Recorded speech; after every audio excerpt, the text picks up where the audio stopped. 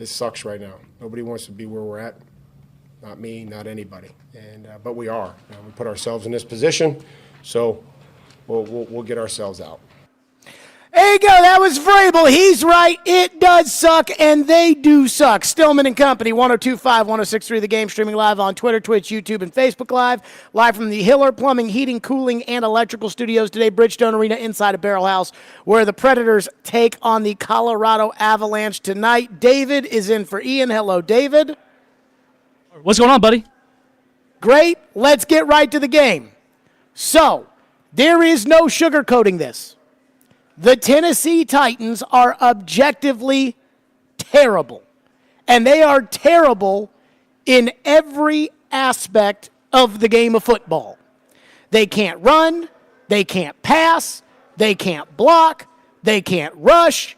They can't catch. They can't stop the run. They can't cover. They can't play zone. They can't play man. They can't return punts. And as we are now well aware of, they can't snap. So I don't know what else there is for you to not be able to do. I guess, they can make some field goals and they can punt. But other than that, this team can't do anything.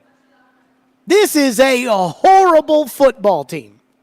Even the 3 wins that the Titans have on the season, when you really look at them, they beat a Charger team that is going to fire its coach. In fact, I'm a little surprised that their coach, Brandon Staley, hasn't already been fired today. They beat a Bengal team with an injured Joe Burrow, and they beat an Atlanta Falcon team who in the first half they dominated, benched their quarterback, and in the second half almost came back and won the game with a true backup quarterback whom you could not stop. In fact, the only way that you stopped Atlanta in that second half was when Atlanta dropped the ball on 4th down. So even your 3 wins, all at home, all against bad teams and an injured Joe Burrow, really aren't even all that special. The Rams yesterday beat Seattle. You haven't beaten anybody like that. And it all starts with Mike Vrabel. And whatever you want to say about why this team is bad, why this team's not better, to me, what you're looking at right now, which is one of the worst teams in the NFL. In fact, going back to last year, it is the worst team in the NFL, tied with the Chicago Bears at 3-14 in their last 17. That is a whole season. 3-14 in the NFL gets you the number 1 overall draft choice, and it also gets the coach fired. I don't care if the coach is Vince Lombardi. It gets you in trouble. So over the last year of football, you're the worst team in the NFL, tied with the Chicago Bears. The Panthers did better at the end of last year. The Patriots did better at the end of last year. And there's only one constant, right? It's Mike Vrabel. I understand the idea that John Robinson missed on some draft classes. I understand the idea that the Titans have a talent issue on their football team. They do not have the kind of football team that should be the worst in the NFL.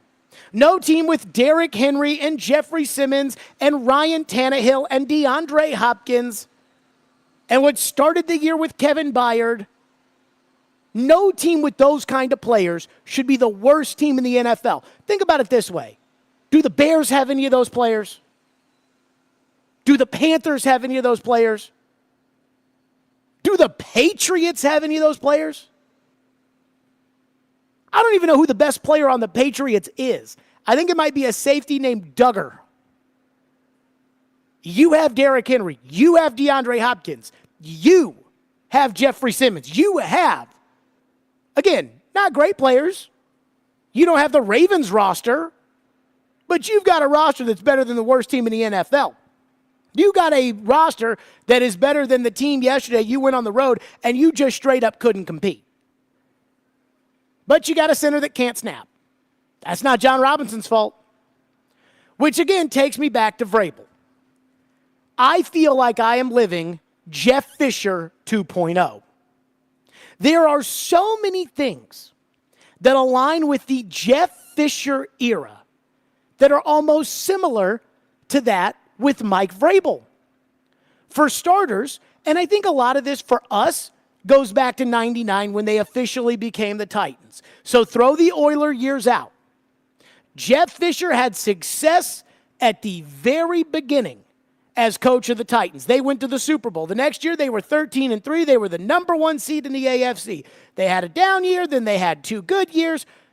But when it came to Jeff Fisher, everybody around the country, when I was a kid, I remember how everybody used to say, Jeff Fisher is a great coach. Jeff Fisher's teams play tough. Jeff Fisher's teams play physical. Jeff Fisher's teams were built on Floyd Reese's players. They were built on Steve McNair. They were built on Eddie George. They were built on Javon Curse. They were built on Derek Mason. They were built on Frank Wycheck. They were built on Blaine Bishop. They were built on Randall Godfrey. They were built on Keith Bullock. All of Jeff Fisher's good teams, with the exception of Chris Johnson, were built on Floyd Reese's players. One guy was a good player in the Jeff Fisher era, and again, it was Chris Johnson. Other than that, everybody else, Kevin Mawai, Albert Hainsworth, Kyle Vanden Bosch, Jeff Fisher got those from Floyd Reese. Then, when either Floyd Reese didn't have a good draft, and I'll admit, you guys know I'm biased, and this audience is probably biased, but when Floyd Reese didn't have a couple of good drafts, 2003 was not a very good draft with Chris Brown and Tyrone Calico and Andre Woolfolk, and 2004 with Ben Troop, and the team was terrible. They were terrible in 05. They were terrible in 2004, which led them to picking Vince Young. So when Jeff Fisher had Floyd Reese's players, he was good. Then, after he won with Floyd Reese's players in 2008, number 1 seed, knocked out in the first round of the playoffs, 2009, 2010, he didn't have Floyd Reese's players anymore, and they weren't any good.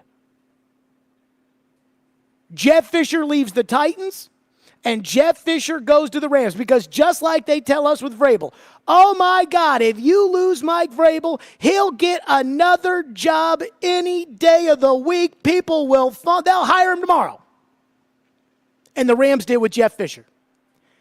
And in LA, with more scrutiny, with, again, going from Nashville to the number 2 market in America, Jeff Fisher was exposed for the fraud that he was.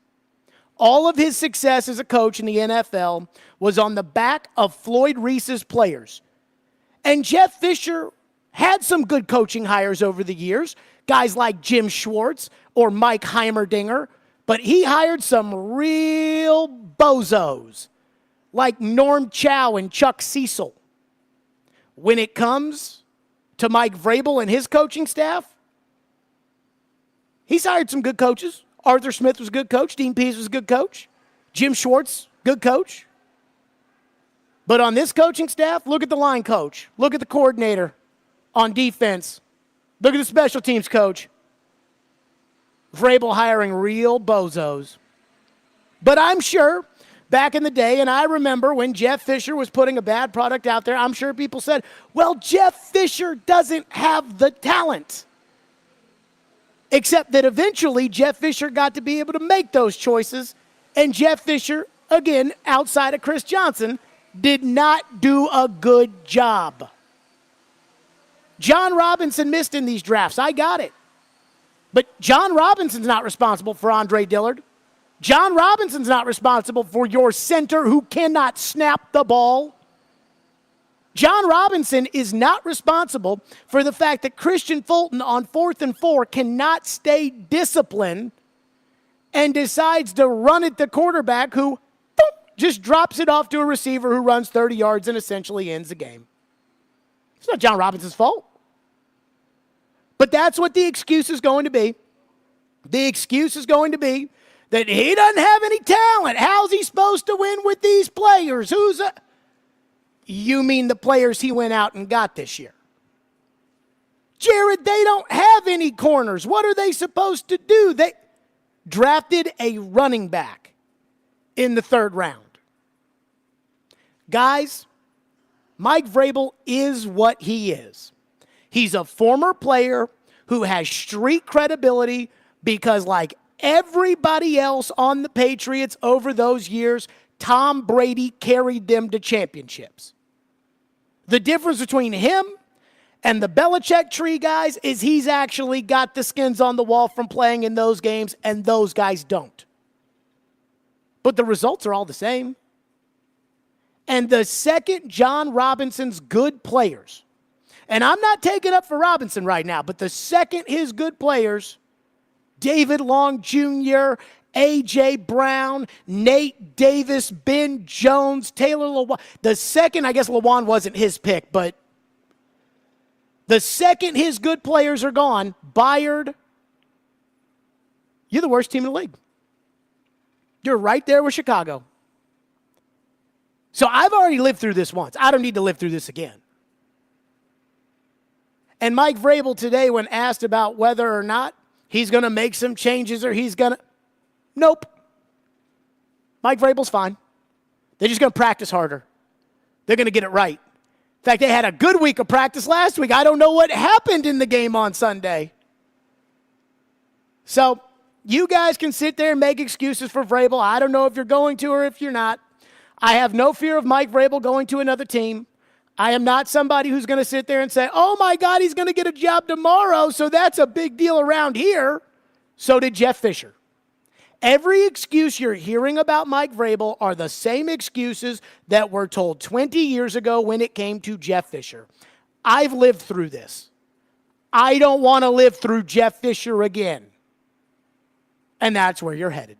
615-737-1025 is our phone number, 615-737-1025. Get your thoughts in today. I mean, we can talk about the game, but we told you what was going to happen. I mean, when we got to the six-pack picks on Friday, I told Ian, I said, this is where the dam breaks. And I predicted 38-6. And if Jacksonville wanted it to be 38-6, they probably could have made it 38-6. 615-737-1025 if you want to weigh in, 615-737-1025 here on the program. So I do think that Mike Vrabel's got to make some changes on the coaching staff. I think he needs to make them now. I asked Vrabel about that. His explanation, we'll get to that next. Stillman and Company, live at Bridgestone Arena, 615-737-1025 if you want to get in, 1025-1063 the game.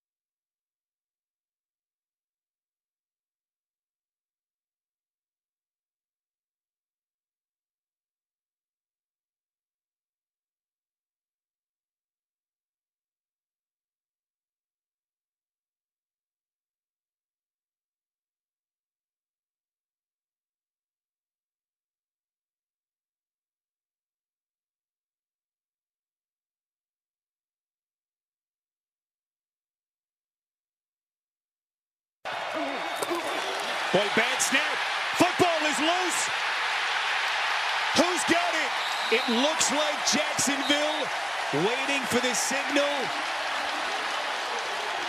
And it is indeed Jacksonville football.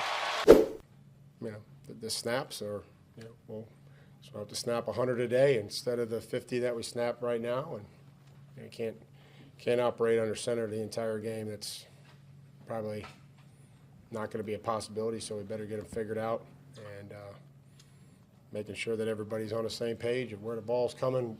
It needs to be there. Quarterback's got to help them out, just like if the quarterback throws a ball that's imperfect.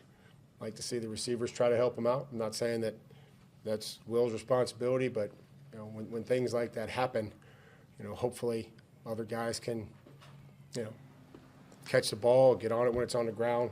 We let one mistake turn into a couple more. Frustrating to give up 14 points off turnovers. We're not in a position to do that. There you go, Aaron Brewer, your $4.3 million center, who should be a backup guard, is your $4.3 million center. And, boy, he tries hard. And, Vrabel said it, he's done some good things, and he can't snap. And this is not the first game where Aaron Brewer has had a hard time snapping the ball. And this is not the second game where Aaron Brewer has had a hard time snapping the ball. So what's Vrabel say? Well, we're just going to snap it 100 times at practice instead of snapping it 50. Great. That's the answer, Mike. More snapping it in practice. Okay. So at some point in life, when you put something together, it's very difficult, at least in my experience, to admit something that I've really wanted to work is not working. In sports, it's much easier to figure that out because you see a result. There's a legitimate report card that is right there in front of you. So Mike Vrabel elevated his third offensive line assistant coach. He's got a center that can't snap, a line that can't block. They cannot run the ball with Derrick Henry, who's probably going to end up in the Hall of Fame. And if he doesn't end up in the Hall of Fame, it might be because of this bozo offensive line they've got. They've got a special teams coach who for some reason never gets the blame for the fact that they can't return punts, which again yesterday reared its ugly head. They've got a defensive coordinator who was terrible the year without Jim Schwartz, not terrible with him. Jim Schwartz leaves, back to terrible. They're leaving Calvin Ridley just wide open in the end zone for 2 touchdowns, including one where they matched a safety up on him. Really? So at some point, Vrabel's got to change something, right? So I asked Vrabel today, are you thinking about changes to the coaching staff? Mike, are you thinking at all at this point in time about any coaching staff changes given the issues that seem to be repeating themselves? No. No. He is not interested in making changes to the coaching staff. To which I later followed up and thought, why not? When it comes to not making changes on the coaching staff, you talk about, just going back out there and coaching it and repping it and things like that. What gives you the confidence that coaching it and repping it with the same coaches? Because I have the luxury of having played this game in this league, and I know what we're coaching. I know what we're teaching. I never blamed Dean Pease or Matt Patricia or Bill Belichick or Romeo Crennel or Rob Ryan. And I couldn't get to the pass rusher, or I missed a tackle, or I went the wrong way. And that's the luxury that I have. Never blamed a coach for my. Let me finish, and then you can interrupt me. And so I know what we're coaching, and I know what we're teaching. I'm in the meetings. We're going to continue to find ways to help our players, and to demand that they play with great effort and improve our details, improve our fundamentals, because I know that that's what works. Go ahead. Well, these players may not be as good as you. So when you, as a player, that had nothing. My comment had nothing to do with my ability. It was my perspective. Right. That was. In the past, when it's come to the perspective, you've talked about the training staff and the injuries, and you've said that you never blamed a trainer as a player I for didn't. injuries, but then guys like AJ who get injured here, David Long, go off and they play in these other places. And so at that point it starts to become, well, maybe it could be that issue that you are not considering. I appreciate and certainly understand that. There's going to be guys. I'm not going to debate whether guys go on and get injured. Like, I'm not going to talk about AJ. I have a great relationship with AJ, and David Long was a player that we've had here for many years, and whether he was injured in the spring or not injured or what, and I just not going to have that debate. I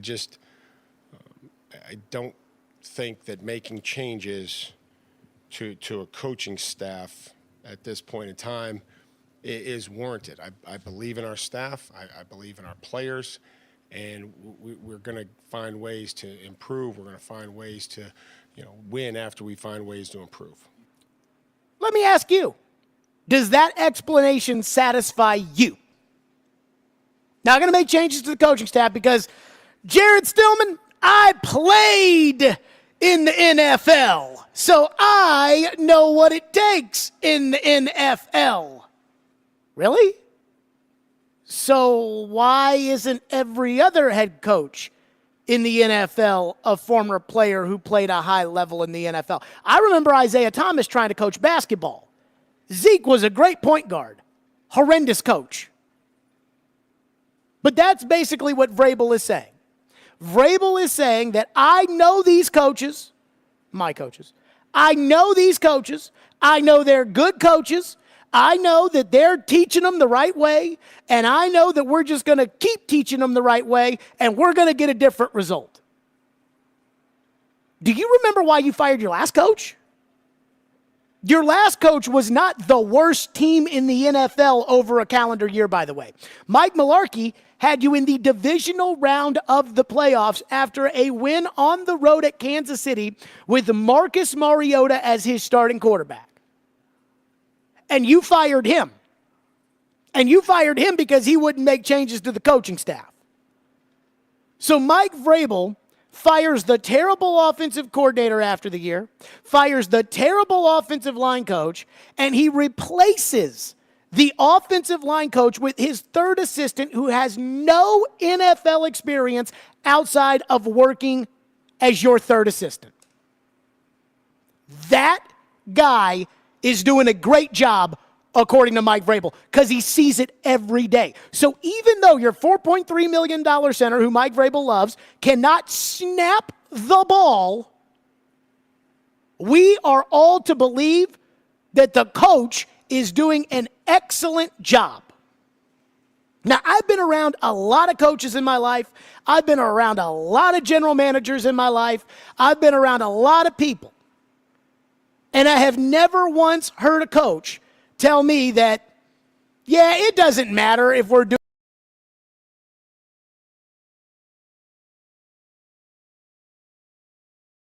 moving every week on Sunday, whether or not you're doing a good job. In fact, the old man used to have a saying that he would come to regret telling me, saying you're either coaching it or you're allowing it to happen. And so with Vrabel, I think we can all assume, again, this isn't a 1 week thing. This isn't a 1 month thing. This isn't even a 1 season thing, because this goes back to last season. Over the last 17 games, you and the Chicago Bears are the worst team in the NFL. And Mike Vrabel tells you all of his assistant coaches are doing a good job. That's what he's telling you. Explain to me why we shouldn't be allowed to question that. Somebody? Anybody? So, if there was any hope that Vrabel was going to change anything that might help them, win, the answer is no. 615-737-1025. We'll get to your phones because it is a Titans Monday, which means your phones today, 615-737-1025. And I'm not saying Vrabel should be fired right now, but I'm saying to think that Vrabel is blameless, which I am hearing a lot of. You know, I tried to do my best to not listen today, although I did listen to Robbie and Joe for a little bit. And I mean, I really wanted to, it took everything in me to not listen to Robbie and Joe today because I knew it would cloud my brain. And I still listened to a little bit of it. And then I was like, I'm listening to too much. It's going to cloud my opinion and drive me one way or another. But just even talking after the press conference, I'm not convinced that Vrabel's not getting a pass. And he will not get a pass on this show. This is the NFL. You do not go 3-14 and get a pass. Now, I don't care how many Super Bowl. I don't care if Tom Brady's your head coach. You don't go 3-14 and get a pass. 615-737-1025. And Vrabel yesterday asked about his job security. What he said, we'll get to that. Stillman and Company live from Bridgestone Arena. Woo! 1025, 106 for the game.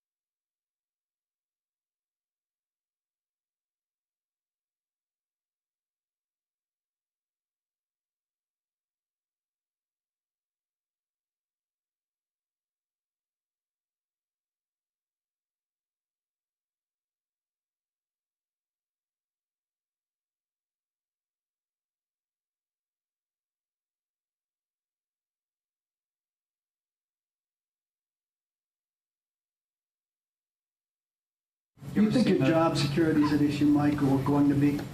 Oh, Paul, I don't try to concern myself with that. I really am focused on these players. I hurt for them. I played 14 years, won some games, won some championships. I am frustrated for the players. I'm disappointed for the players. I want them to have success. I know how hard they work and that they put into it. So that's what my focus is. My focus is on coaching this team, of trying to get these guys to understand that there's a fine line in this league of winning and losing, and finding a way to get a win. That's what I'm focused on. I'll let you guys, fire me each week or not fire me. I apologize. I appreciate your question. I do. I will always understand that. We have to improve and we have to win. Those are things that we have to do. I'm going to come to work. I'm going to get up. I'm going to sleep 5 hours like I do. And I'm going to come with a resolve. And I'm going to be thankful this week with Thanksgiving. I'm going to be thankful for this opportunity that I have to coach. I'm going to be thankful for my family. I'm thankful for this team. And I'm going to coach the hell out of them like I do every week. And I'm not, I love Romeo Cornell. Not only was my position coach, I got to coach with him. And he always used to say, it's a great life. You don't let it beat you down. And, we're not going to let it beat it down, but we're going to get back to work. And you can still be frustrated and upset and disappointed, but I'm also going to be thankful and hopeful, for the opportunity that I get to coach this football team. Mike Vrabel is not going to let his terrible football team or Paul Koharski's questions damper his Thanksgiving. Way to go, Mike. Get yourself some mashed potatoes or sweet potatoes and stuffing and cranberries, whatever the hell it is. But again, right there the question was, you worried about your job security? And Vrabel says, no, I hurt for the players. Bull crap. First of all, he absolutely is worried about his job.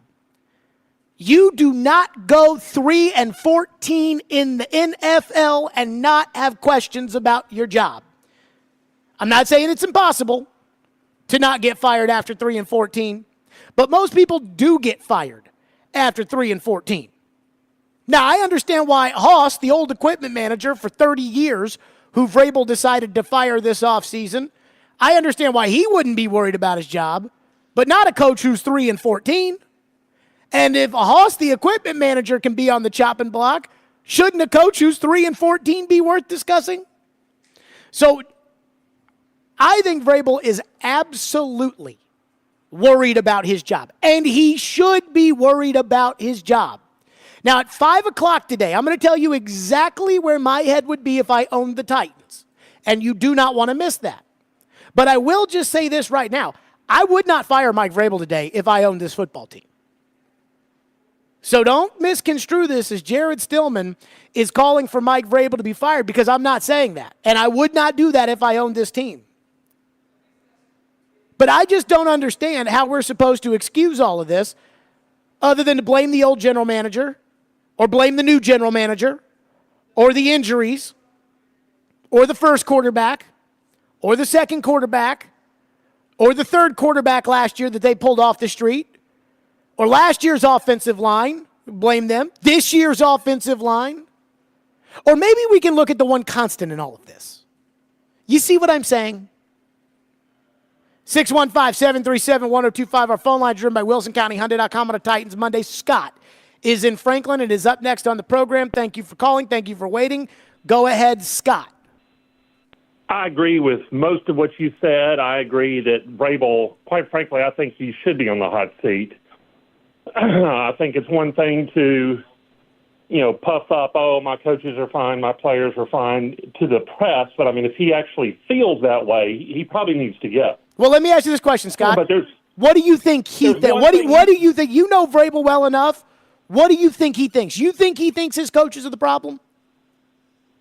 I don't know. There's one thing I have a problem with that you keep saying, though, and it's that you keep saying, well, Andre Dillard, that's not Robinson's fault. It's not. And Andre Dillard actually is Robinson's fault for two reasons. Number one, we wouldn't have had to go sign Andre Dillard if he hadn't wasted a first and a second on Wilson and Radens. We would have tackles. Number two, we wouldn't have had to go bargain basement shopping for Dillard or anybody else if Robinson, and at Vrabel's behest, I'm going to say that too because I know it was Vrabel's fingerprints all over it, if they hadn't wasted stacks of cash on Jadeveon Clowney and Vic Beasley and Jonathan Joseph and wasting money in a second-round pick. All of those guys you Julio just Jones. talked about, except for Beasley, all of those guys were Vrabel guys. Clowney and Joseph, and those are Vrabel guys. Fingerprints were all over those picks. Sure. Those And I'll tell you free this agent too, Scott, to your point, thank you for your call. I was told by somebody who would know that it wasn't just John Robinson that liked Isaiah Wilson. It was Mike Vrabel who liked Isaiah Wilson. It was Arthur Smith who liked Isaiah Wilson. But the thing is, when it comes to the NFL, when you're in charge, it doesn't matter what everybody else thought. You're the one who's responsible for it. So when it comes to Andre Dillard, that's not John Robinson's fault. Did John Robinson miss in 2020? Yes, he did. Did John Robinson miss in 2021? Yes, he did. Does that mean that, you know what? If you're going to miss in these drafts and you're going to trade away A.J. Brown, you're not going to be able to compete with the Kansas City Chiefs? Yes, it does. That doesn't mean you're supposed to be the worst team in the NFL. You're not the only team that misses on draft picks. The Philadelphia Eagles, I think they're pretty good last time I checked. They missed on their first-round pick in 2019, Andre Dillard, and they missed on their first-round pick in 2020, Jalen Reagor. Somehow the Eagles survived. So this idea that, Andre Dillard is John Robinson's fault is absurd. You gave real money to Andre Dillard. You gave him $10 million. The Chiefs gave Donovan Smith, a former starting tackle, $3 million to play left tackle. You're paying Aaron Brewer, a center who can't snap, more money than the Chiefs are paying Donovan Smith, their left tackle. Turn on the game tonight on Monday Night Football and watch Donovan Smith tonight. Tristan is up next here on Stillman and Company. Thank you for waiting. What's up, Tristan? Yes, I think just keep on snapping. Aaron Brewer should keep on snapping it above Will Levis's head, and we lose to Carolina and get better draft cap of the top pick and get Marvin Harrison Jr. And this coaching staff needs to get their head examined. Amy Adams Strunk needs to go look at how Oakland football, high school football and Oakland co-op football win championships. I want to hit on your draft point, Tristan. Thank you for your call. And that is the draft capital thing. Yesterday, I watched the Seahawks and the Rams, and I was like, go Rams! Come on, L.A.! When Sean McVay threw the ball on second down, I'm watching the game like, you idiot! Why are you doing that? Run the ball! And when the guy for the Seahawks missed the 55-yard kick, I thought, yes! And then I went to tankathon.com and saw that you've moved up from 8 to 6. This is a life I don't enjoy living. This is a life I should not be living. No team with Derrick Henry should be picking this low. And as far as losing, I told TD this today when we were walking into the facility before the press conference. I said to TD, I go, if I'm Will Levis, I better not lose this game to Carolina on Sunday. And it has nothing to do with this one game defining whether or not he's a franchise quarterback. C.J. Stroud lost to Carolina a month ago. That doesn't decide one way or another what you are or what you aren't. But I wouldn't lose it because if you lose to Carolina, there is a legitimate chance the Titans are going to have one of those first two picks, and they're going to be in the quarterback contest. And if you don't win any games the rest of the way, we saw what Carolina did when they had Jimmy Clausen in the second round, and then they got to pick for Cam Newton. So if I was Will Levis, I'd want to win this week, if for no other reason to keep my team out of the quarterback sweepstakes. And I know that's probably something he's not thinking about, but that is something he probably should be thinking about. As far as Amy's concerned, everybody's like, Amy Adams Strunk should do. Amy Adams Strunk should think. And I'm like, guys, Amy Adams Strunk doesn't listen anyways to what anybody tells her.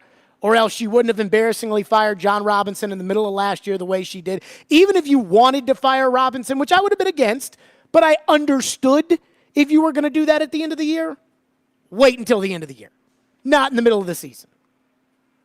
So when you're like, Amy Adams Strunk should, I'm like, I don't know if she's probably part of the problem. 615-737-1025 is our phone number, 615-737-1025. And there is a bone of contention that I have when it comes with something that happened yesterday and something that Mike Vrabel will not admit to if his life depended on it. More your phone, 615-737-1025, and we'll get that on down the road. Stillman and Company, 102.5, 106.3 The Game.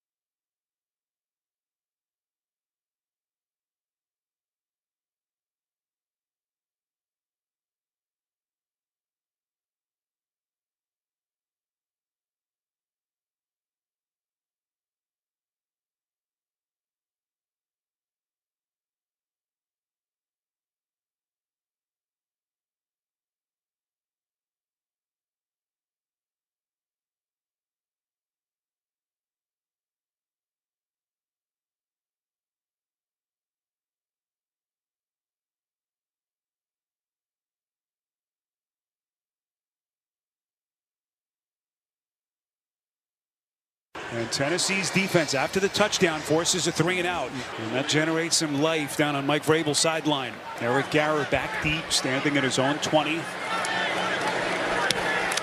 Logan Cook puts his right leg into it. Garror's going to play it from the 20. Crosses the 30 out to the 35. Football's loose. Oh. Jacksonville has it. And it's their long snapper, Ross Madisick.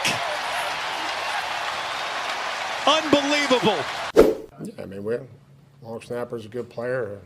We got to count for him, which we did, and got to the tackle. We had got the first down, and we know how critical taking care of the ball is, and whether it was close to him being down or not, they raked it out of there. Whether or not he was close to being down, he wasn't down, Mike. Trust me. We saw on TV. He wasn't down.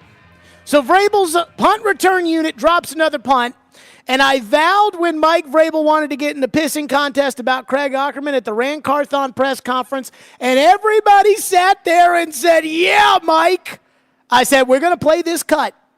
Every time your inept special teams unit screws up with your special teams coach, you won't change. From January of this past year, play the cut.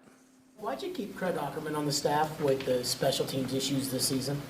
Well, I think what special teams? What are you talking about? Let's look at these objectively and let's talk about it. Punts that were returned throughout the course of the year, leading the league in those punts. The punts that were returned against us, or ones we returned. Well, both. Honestly. Well, we were third in the league in the net punting. We were third in the National Football League in net punting. Third, 44 yards.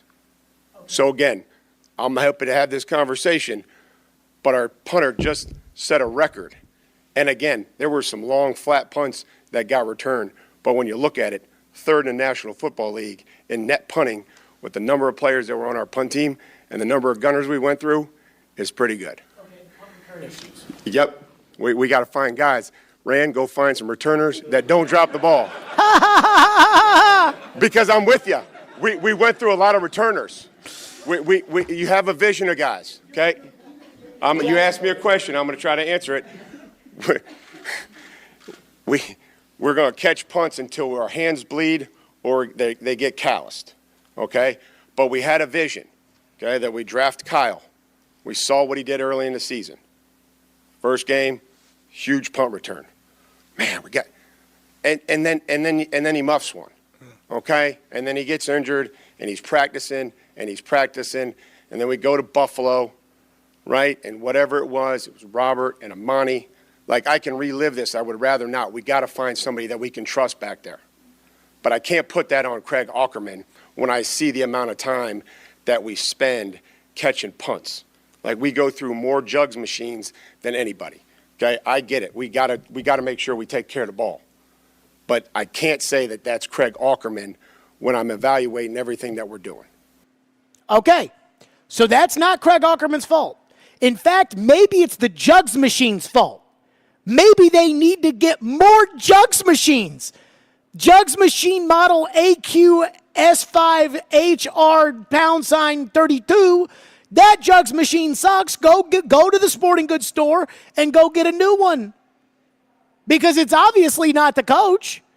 I mean, we had a vision for Kyle, and it didn't work out. So we're going to catch punts until our hands bleed, but we're going to get it figured out. Ravens game, Phillips drops a punt. All right, well, we're done with Phillips back there, so now Garrer's in, and Garror has a punt return or two that are okay, the ones that don't get called back for penalties. And then yesterday, he fumbles a punt. So I asked Vrabel, hey, Mike, how come you guys cannot figure out punt returner? Mike, why can't this team figure out punt returner?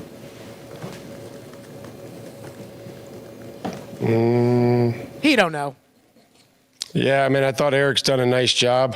You know, I mean, it's, I don't know. I thought he's caught him well. You know, it'd be like saying every time, you know, when Derek fumbled last year, it'd be like saying that, you know, why can't we figure out, you know, Derek, he fumbled. I think that's probably a little different than, catching them. It's not like we haven't gone through and had guys, catch the ball or, try out 5 or 6 different guys. I think that the fumble and the rake and I would probably say that's, under the category of we have to do a better job of protecting the guy with the ball. And he knows that, but also, not letting that guy, the long snapper who was, talented and had 3 tackles, we have to do a better job of protecting the returner. And, Eric's caught him. He'll continue to catch him. And, ball security is critical. So I asked, why can't you figure out punt returner? It was about a 4-second break because he doesn't have a freaking clue. He's like, what do I say here? Because I really don't have an answer. Well, he's been catching it fine. He fumbled it. That would be like asking why Derrick Henry fumbles a bunch. Did you just compare Eric Garrer to Derrick Henry? He did. Then he went on to tell us that he doesn't know. And that guy's like, I don't know. Then he told us that their long snapper's a really good player. I forgot the Ravens had the Jaguars had Ray Lewis at long snapper. God, stupid me. I guess I didn't get my scouting report from Greg Ackerman that said, oh yeah, watch out for this guy. He's Micah Parsons on the punt return units. Hey, David, do you even know who the Jags long snapper is? No clue at all. Me neither. It's a freaking joke. It's a joke. And when all those people laughed last year when he was like, hey, Rand, go get us some returners, and the whole audience, ha, ha, ha, ha, ha, I said that day, I go, it ain't going to be funny. This is not going to be funny come season time. Is it funny today? Was it funny the Monday after the Ravens game? Let's go to Travis, who's been waiting patiently and is up next here on the Titans Monday. Thank you for calling and waiting. What's up, Travis? Hey, Jared. Yeah, I was optimistic at 2-4, man. Silly me. Me too. And here's the thing. You can tell that he's worried about his job. I've never heard Mike Vrabel give that long of an answer to a question. Usually he stumbles a little bit and then just gives you a really flat, arrogant answer. And he definitely went into it a little bit. I think he's trying to make his plea to Amy saying, hey, please don't fire me in the middle of the season because it's going to be hard to give me a job till next season. And I'll hang up and listen, but, yeah, I just want to go into the details. He's never gave that long of an answer for something like that. Yeah, so in the very little, thank you, Travis, and I've talked about this time and time again, and I know it doesn't make my bosses happy, and I understand why it doesn't. I get it. When I say that on Mondays, I try not to listen to the shows because I don't want it to affect my brain. And like today, I could not listen to Robbie and Joe. Like, I had to. And so when I was at the gym, I was like, it won't hurt a little bit. And I listened to like 2 segments, and I'm like, no. If I listen to this, then my 4 hours are all going to be talking about what Robbie and Joe said and how that triggered me one way or another, so I'm not going to do that. But in what little I did here, Joe made a joke that I actually thought was pretty funny. Joe made a joke where he talked about, like, Vrabel must be worried about his job because in that whole explanation where he said he's not worried about the job, in normal times, that would have been the perfect time for him to eviscerate Paul. And I think Joe was joking. I don't think that he's wrong. And when the caller said, like, yeah, normally it's just some arrogant answer and he moves on, and this was like a full, like, word salad, long-winded explanation one way or another, I agree. I 100% agree. I think that Vrabel knows in that moment that there is nothing he can say, that if he takes out his true feelings and lays it on the table, there's nothing he can say that can help him. He's not going to get up there and badmouth Robinson. He's not going to get up there and badmouth Rand Carthon, and that's not going to help him. He's not going to get up there and badmouth the players because that's not going to help him. And he's not going to sit there and get into a pissing contest with Paul because when you're 13-3, you can do that and everybody's on your side. When you're 3-13, everybody's going to take Paul's side. So I actually think Vrabel was thinking, and I think he did the right thing there. 615-737-1025 is our phone number. We'll get back to your phone, 615-737-1025. Plus, there is a theory that many of you have. And again, you guys had the Jim Schwartz theory before I did, and I thought it was kind of a Looney Tune Titan Twitter conspiracy theory, and now I'm fully on board that Jim Schwartz was pulling the strings, and that's why the defense didn't suck so bad the last 2 years. But coming up next, there is a theory that is out there that I'm going to shoot it down because I just think it's ridiculous.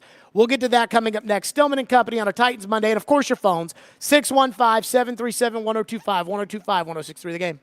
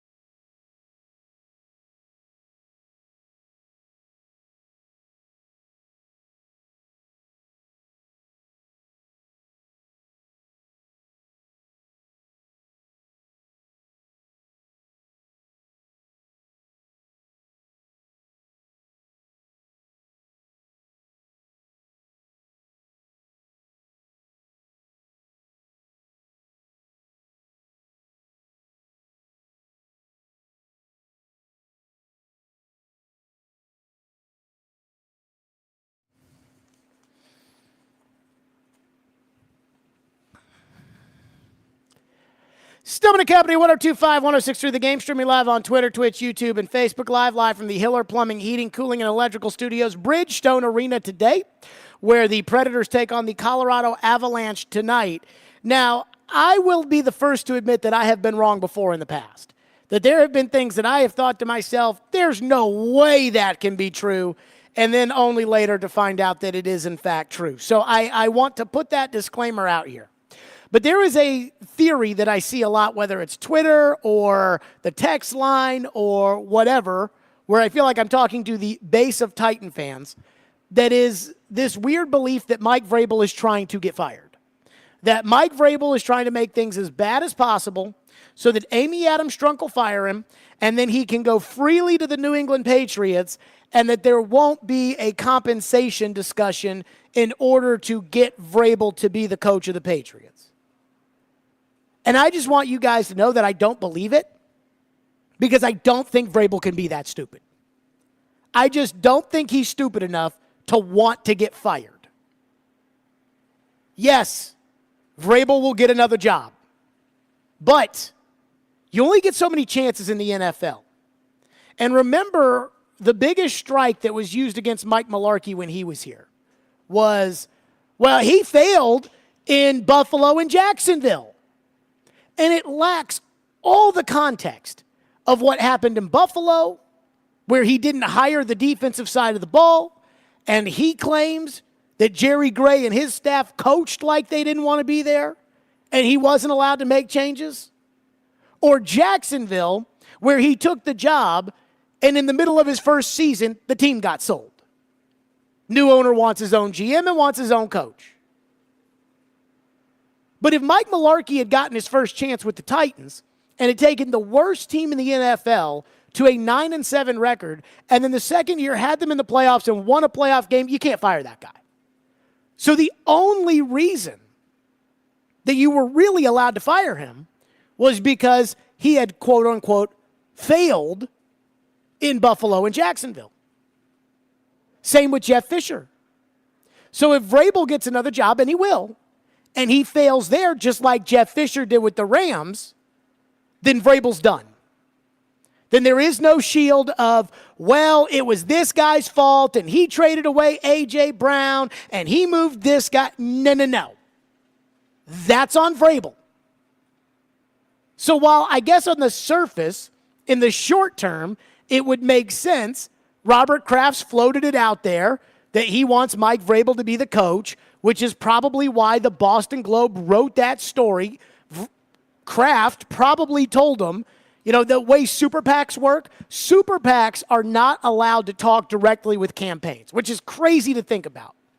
So what they do is a super PAC will release to a reporter, oh yeah, our research says blah, blah, blah.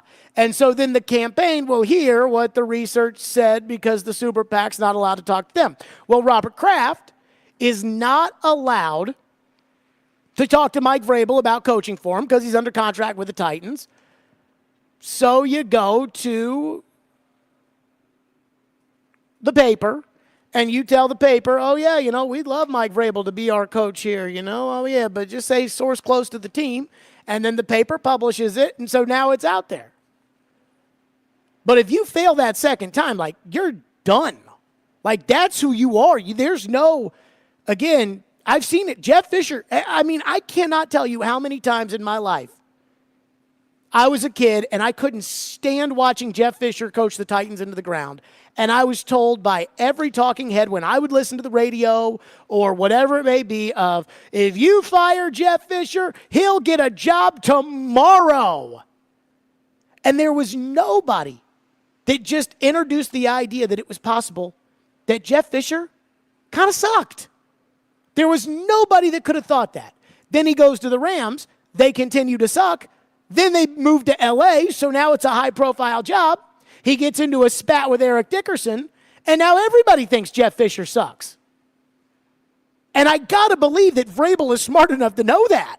They're like, if you go and you leave the Titans and you're Mike Vrabel and you're a great coach and everybody thinks that and you can do no wrong and you go to the Patriots and you hire the same bozos to go run that team that are running this team and you stink as bad as you've stunk in the last 17 games, 3-14 record, you're fired. And you're not getting another job as a head coach in the NFL. Like if Dan Quinn, who's got all these opportunities every year to get a new head coaching job after it didn't work out in Atlanta, if Dan Quinn takes a head coaching job and it doesn't work out the second time, he's done. It's over. So I cannot imagine that Vrabel would want to burn the first bridge if he doesn't have to. Because once you move on that first time and you screw up again, you're done. Adam Gase is done. I don't even know where Adam Gase is right now, but he's done. Frank Reich's going to get fired in Carolina, and he's going to be done. That's just how this league works.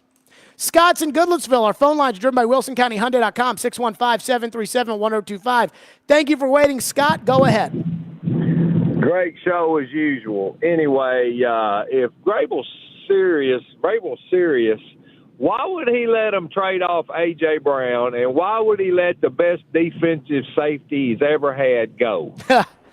Well, I guess the argument on the A.J. Brown front would be that Vrabel wasn't in charge, and that the guy that was in charge traded away A.J. Brown, which I also have a thought on that I'll table for a second. The Byard one, there's a lot of people out there that are like, Byard wasn't good anymore, but I'm not sure I necessarily believe that. I also don't believe that the Eagles trade for bad players. Right. Well, I appreciate your call, Scott. Now, here's the thought that I have on the A.J. Brown thing, because I have been thinking about this a lot, because everybody just saw Vrabel act like a total pissy pants in the draft room on TV after the trade for A.J. Brown was made, which at that point absolutely and completely exonerated Mike Vrabel from any potential blame that would come with the A.J. Brown trade. And I think that that's probably 85% accurate. Like that Vrabel probably doesn't deserve a lot of, flack for that, and that Vrabel, blamed for the A.J. trade, and that Vrabel didn't want to do it, and he went on Rich Eisen, and he said he didn't want to do it, and all of those things. But it wasn't like the A.J. Brown trade just happened that day. It wasn't like John Robinson walked in the draft room and said, Mike, we traded A.J. to Philadelphia. This was in the pipeline for a while. Vrabel wasn't surprised by it, okay? I was surprised by it. You were surprised by it, but he wasn't surprised about it. This had been in the discussion. If Mike Vrabel felt so strongly, and this is the one thing where, I'm trying to think of the right way to say this. This is the one thing where, as a coach, even when you're below the guy who has the power, if Vrabel felt so strongly against trading A.J. Brown, why wouldn't he do what he told Rich Eisen that he would have done? Why didn't he tell John Robinson, if you trade A.J. Brown, I'm not going to coach here anymore? Like, you're not going to trade him as long as I'm the coach. So you can do that, but I'm not coaching this team. Now, I don't think that, again, you got to wait to play that card, and I don't even know if that would have won. At that point, he was reigning coach of the year.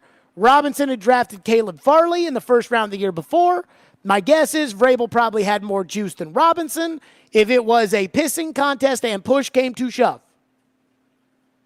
But why not actually take that tough guy stance with Robinson in the draft room, or take that tough guy stance in the office in real life that you took on the Rich Eisen show? And again, this is just 20% of that, because I don't think Vrabel wanted to do it and everything else. But it is something that I have thought about. Now, on the Byard front, I'm just going to say this. Yesterday, he was asked if he's worried about his job, and he told Kaharski at the press conference after the game, I hurt for the players. I think about the players. I will just tell you this. If Mike Vrabel really gave a rat's ass about his players, he would not have traded away Kevin Byard for a bag of footballs. And I have a pretty good feeling that he knows what I mean by that. So I don't want to hear the bull crap about, well, it's a business decision, but I hurt for my players. Sure. And on the other hand, I've watched Elijah Molden play enough now. He is not Kevin Byard. I've watched Imani Hooker play enough now, and he is not Kevin Byard. And I'm not saying Kevin Byard wins you the game yesterday, but you're a lot better with Kevin Byard out there than you are without Kevin Byard out there. 615-737-1025 is our phone number. We'll get back to some of your phones. 615-737-1025. Plus, one play and one explanation for that play encapsulates the entire Titan organization defense of what we're watching right now. We'll get to that coming up next. Stillman and Company right here. Again, we are live at Bridgestone Arena where the Predators play tonight. 102.5, 106.3 The Game.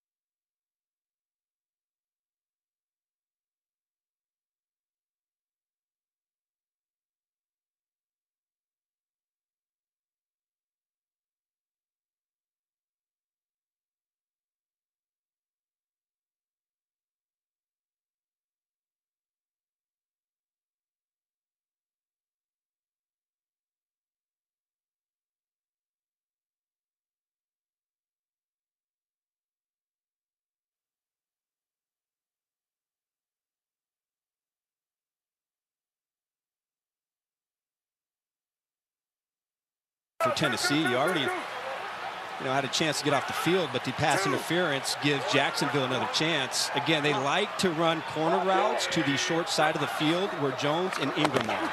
Lawrence back in the end zone. Ridley over the shoulder catch. Touchdown. Control. Right foot, left foot. Ridley surgical in the back corner of the end zone. A beautiful throw, and this is a mismatch. You got Hooker playing inside. Ridley to the wide side of the field can just run away from Hooker, but that isn't possible without a perfect ball from the quarterback, and Lawrence gives him that. I'm watching that game yesterday, and I see them show the replay, and there's a Hooker standing over Calvin Ridley man for man at the 3-yard line. And I'm thinking to myself, wait a minute. Wait a minute. Why is a safety on their best wide receiver? You know, the Titans have their red zone problems. I'd have to go back and look at every red zone snap, but I can't remember one time where another team put a safety on DeAndre Hopkins. I don't remember teams singling up A.J. Brown with safeties. I mean, D-Mace, if you're listening, were you ever singled up with a safety in the red zone at the 3-yard line? So I'm sitting there, I'm like, how the hell did this happen? They've got two good receivers, Kirk and Ridley. The other guys are all just guys, right? Zay Jones is just a guy. These two are good, Kirk and Ridley. So how is Amani Hooker on Calvin Ridley? That doesn't make any sense to me. So I asked Vrabel today at the press conference, I said, so explain this to me. How does a safety end up on their number one receiver for a touchdown, and your safety got burned because he's a safety? How does he end up on their number one receiver? How does Amani, a safety, end up on their best receiver down around the red zone on the 3rd down that they ended up scoring the touchdown to Ridley? The coverage that we were in, and I would, probably argue that at this point in time, Amani's probably one of our better options back there to cover anybody. Okay. Well, let's start with the first part, and we'll dismiss this pretty quickly. That's the coverage we're in. Well, if that's the coverage you're in, that coverage sucks. Why do the other teams not put the safety on DeAndre Hopkins coverage? Hey, single up DeAndre Hopkins with the 4th-round safety, who honestly isn't even that good, and it is glaring how much worse he is without Kevin Byard on the same field with him. Single up DeAndre on that guy. Single up. You know what? Let's watch Monday Night Football tonight. And I wonder if you're going to see the number 1 wide receiver of the Philadelphia Eagles or the number 2 receiver, Devontae Smith or A.J. Brown, and let's see if Andy Reid and Steve Spagnuolo single up a safety on them. You know the answer. But the second part was more telling. David, if we could play that cut one more time. Because, again, the first part is, well, that's the coverage we were in. Well, Mike, that coverage is freaking stupid. The second part, though, is where everybody in this organization is going when it comes to any sort of blame or criticism of why this team sucks so bad. How does Amani, a safety, end up on their best receiver down around the red zone on the 3rd down that they ended up scoring the touchdown to Ridley? The coverage that we were in, and I would, probably argue that at this point in time, Amani's probably one of our better options back there to cover anybody. Oh, Amani's one of our best options to cover back there. Do you know what that is loosely translated as? Blame John Robinson. That's what this is going to be. Blame John Robinson. Amani's one of our best cover guys. You know why, Jared? Because we don't have anybody back there who can cover because John Robinson drafted Caleb Farley. That's what that message is. Except that you're telling me that Amani Hooker is better to match up on a receiver than Roger McCreary? And you're telling me that Amani Hooker is better to match up on a receiver than Christian Fulton? And I agree, Fulton has been incredibly undisciplined this season and has had his issues. But that's coaching. Fulton has talent. We know that. Fulton's issues are focus and discipline. That's coaching. But again, what are we supposed to do? I mean, John Robinson screwed us. It's all his fault. John Robinson did not draft a guard with the 11th overall pick this year. John Robinson did not draft a running back in the 3rd round. If you looked at your football team and you said, hey, looking at our division where we're going to play Indianapolis, who has some nice receivers like Pittman and Pierce. They're not great, but they're whatever.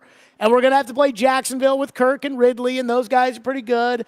And we're going to have to play early in the season, or we're going to have to play Pittsburgh's receivers like Deontay Johnson and George Pickens. We're going to have to play those guys, and we're going to have to. Do you think we can get by with Amani Hooker covering those guys? When we play the Browns and they've got Amari Cooper, are we going to be okay with Amani Hooker? No, they weren't thinking that. But they didn't draft a corner. They signed one corner, Sean Murphy-Bunting, who was a, bargain basement, all right, we can pay him the bare minimum. He can start at corner for us, whatever. And they didn't trade for a corner. They didn't do anything outside of Murphy-Bunting. And now they want you to accept and feel sorry for their excuses that they put a safety on Calvin Ridley. And that's how everything is going to be. Why can't you do that? John Robinson's why we can't do that. Why can't you return a freaking punt? John Robinson. I mean, if John Robinson had done a good job and found us a punt returner, we wouldn't be in this situation. Right, and you wouldn't have a job if John Robinson hadn't gotten fired, because John Robinson would still have John Robinson's job. It's crazy talk. And when it comes to the John Robinson is to blame discussion, both things can be true. Robinson made mistakes, and those mistakes are hurting the club right now. Caleb Farley's drafting hurts the club. Dylan Radin's drafting hurts the club. Fine. But that doesn't mean that you should have the worst team in the NFL. Like that team on paper that you put together this year was not the worst team in the NFL. And we've been over the offensive line.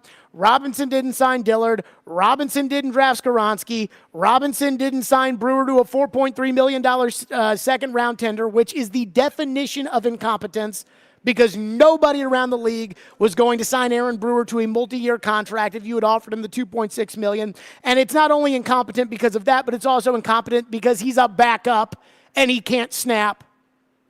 John Robinson didn't sign Daniel Brunskill. John Robinson didn't sign Chris Hubbard. I've told the story, and I have no idea how many sacks Peter Skoronski allowed as a left tackle at Northwestern last year. But when the Titans drafted Jalen Duncan in the 6th round, it said on TV, and I can't remember if I was watching ESPN or NFL Network, but it said, most sacks allowed in the Big Ten. And they're going to play that guy at tackle before they play Peter at tackle. I'm sure Peter was like an all Big Ten selection. So most tackles in the Big Ten, or start at tackle in the Big Ten, and we're going to put most sacks in the Big Ten at tackle. But you know what? When that happens, and some great pass rusher gets matched up on Jalen Duncan, and Jalen Duncan gets Will Levis killed, they're going to say, blame John Robinson. Blame John Robinson. It's John Robinson's fault. 3-14. John Robinson did a lot of things here, a lot of good, a lot of bad. It's one of the craziest, legacies, resumes, whatever you want to call it, to sit there and decipher, because Robinson won 61% of his games, and he took over the worst team in the NFL. And in his first draft, he drafted 3 All-Pros. And in 2019, he drafts Jeffrey Simmons and A.J. Brown and Nate Davis and Amani Hooker and David Long Jr. all in the same draft. And then he had some real screw-ups. But he never, ever would put together the worst team in the NFL. And that's what you have right now. You in Chicago, over the last 17 games, the worst team in the NFL. 615-737-1025 is our phone number here, 615-737-1025. And I also don't agree with the whole, everything's John Robinson's fault. John Robinson's not snapping the ball over the head. 615-737-1025 if you want to weigh in. Here on Stillman and Company, we will get to your phones, 1025-1063 The Game.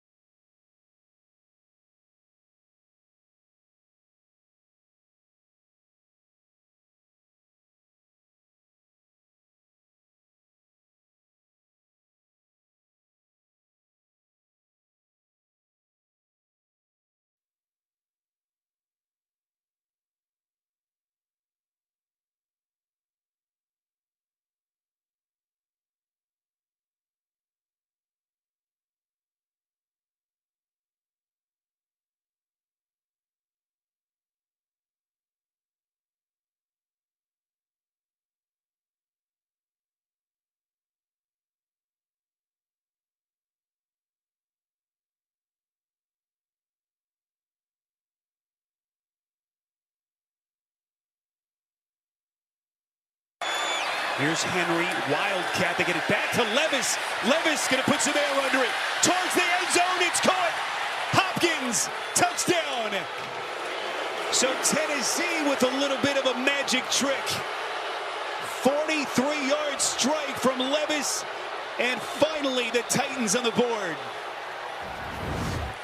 Look at Hopkins. He's going to just take a casual stroll, and then he's going to take off. And Cisco recognizes it, but how about this throw in a perfect location? Hits Hopkins in stride, and they take advantage of the penalty, dial it up, and they hit. There you go. It was Spears to Henry to Levis to Hopkins for a touchdown. Now, I have two thoughts of this, and they're separate yet equally important, and they are also completely independent. One is I actually think Tim Kelly's doing a pretty good job. Even yesterday's game, and I know you guys are just going to look at it and say, well, I mean, Jared, come on. They scored 14 points, none of which came before the game was completely out of reach.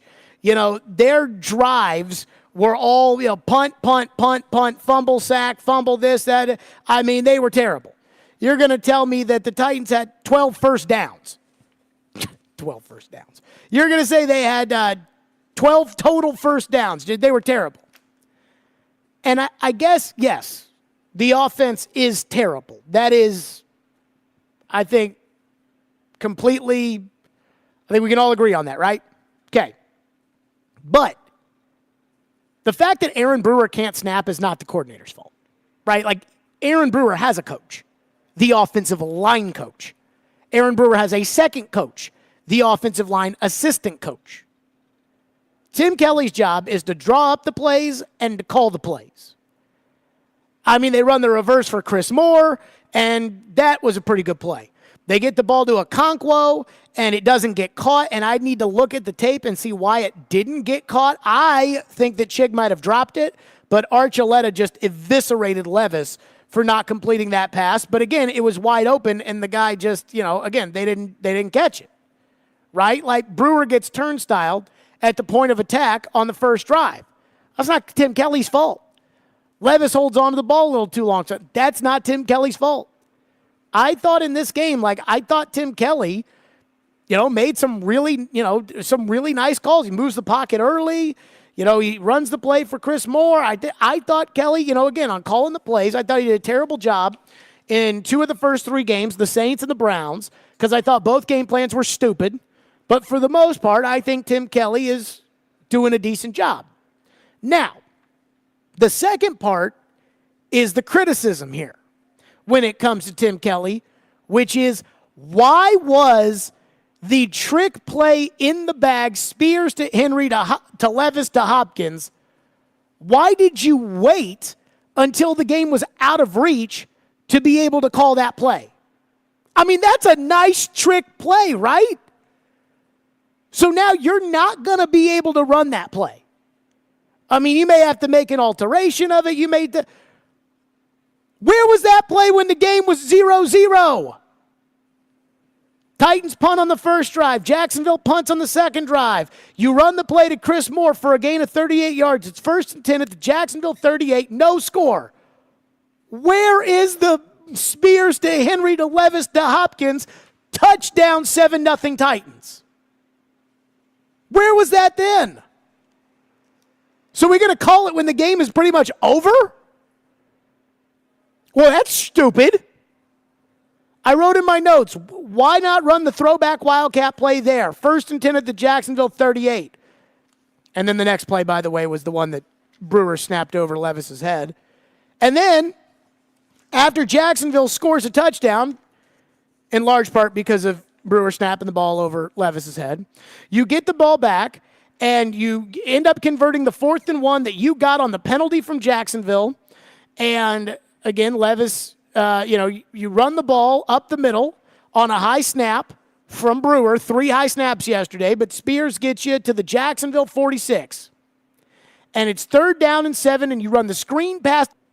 You called the timeout because for some reason you can't hurry up out of the huddle and you're trying to clap for the ball.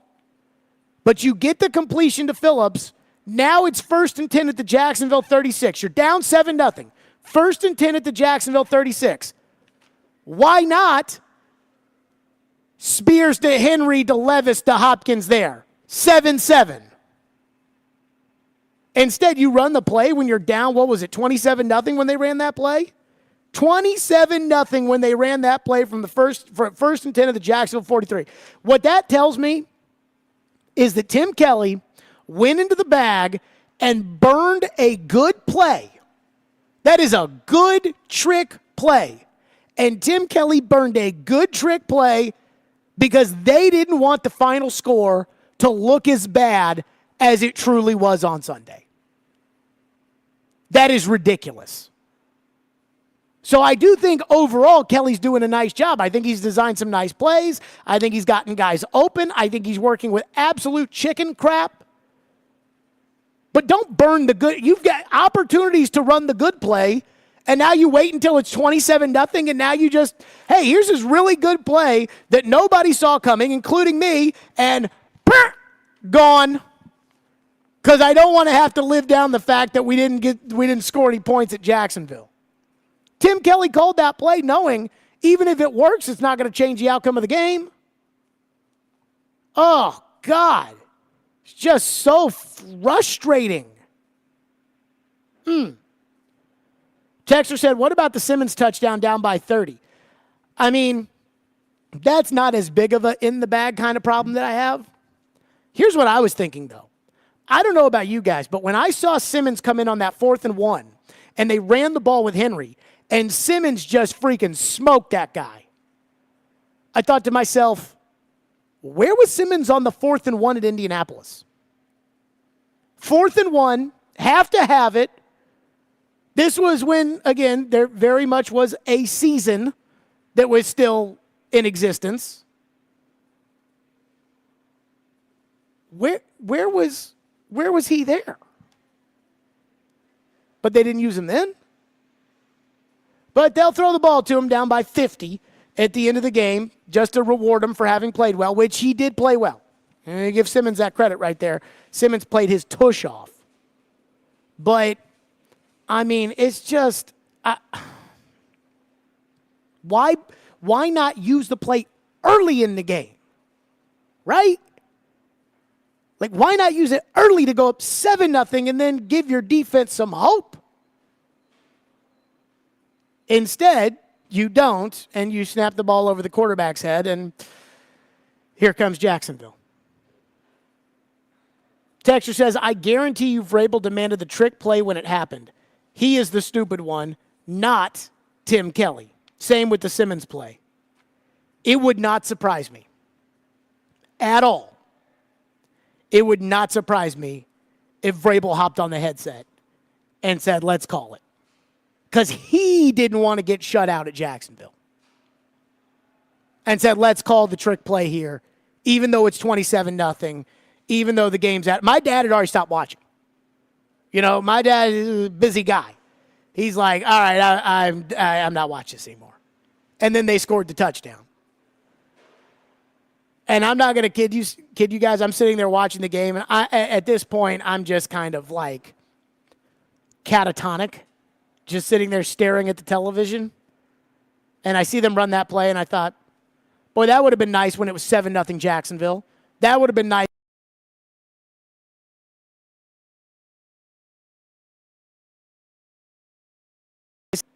But let's blame that on John Robinson, too. 615-737-1025 is the phone number, 615-737-1025. Vrabel, there is one thing Vrabel was asked about today that I am going to defend Mike Vrabel on, that I'm sure I'll hear plenty of, but I don't necessarily believe. We'll get to that coming up next. 615-737-1025, and, of course, your phones. Stillman and Company on a Titans Monday, 102.5, 106.3 The Game.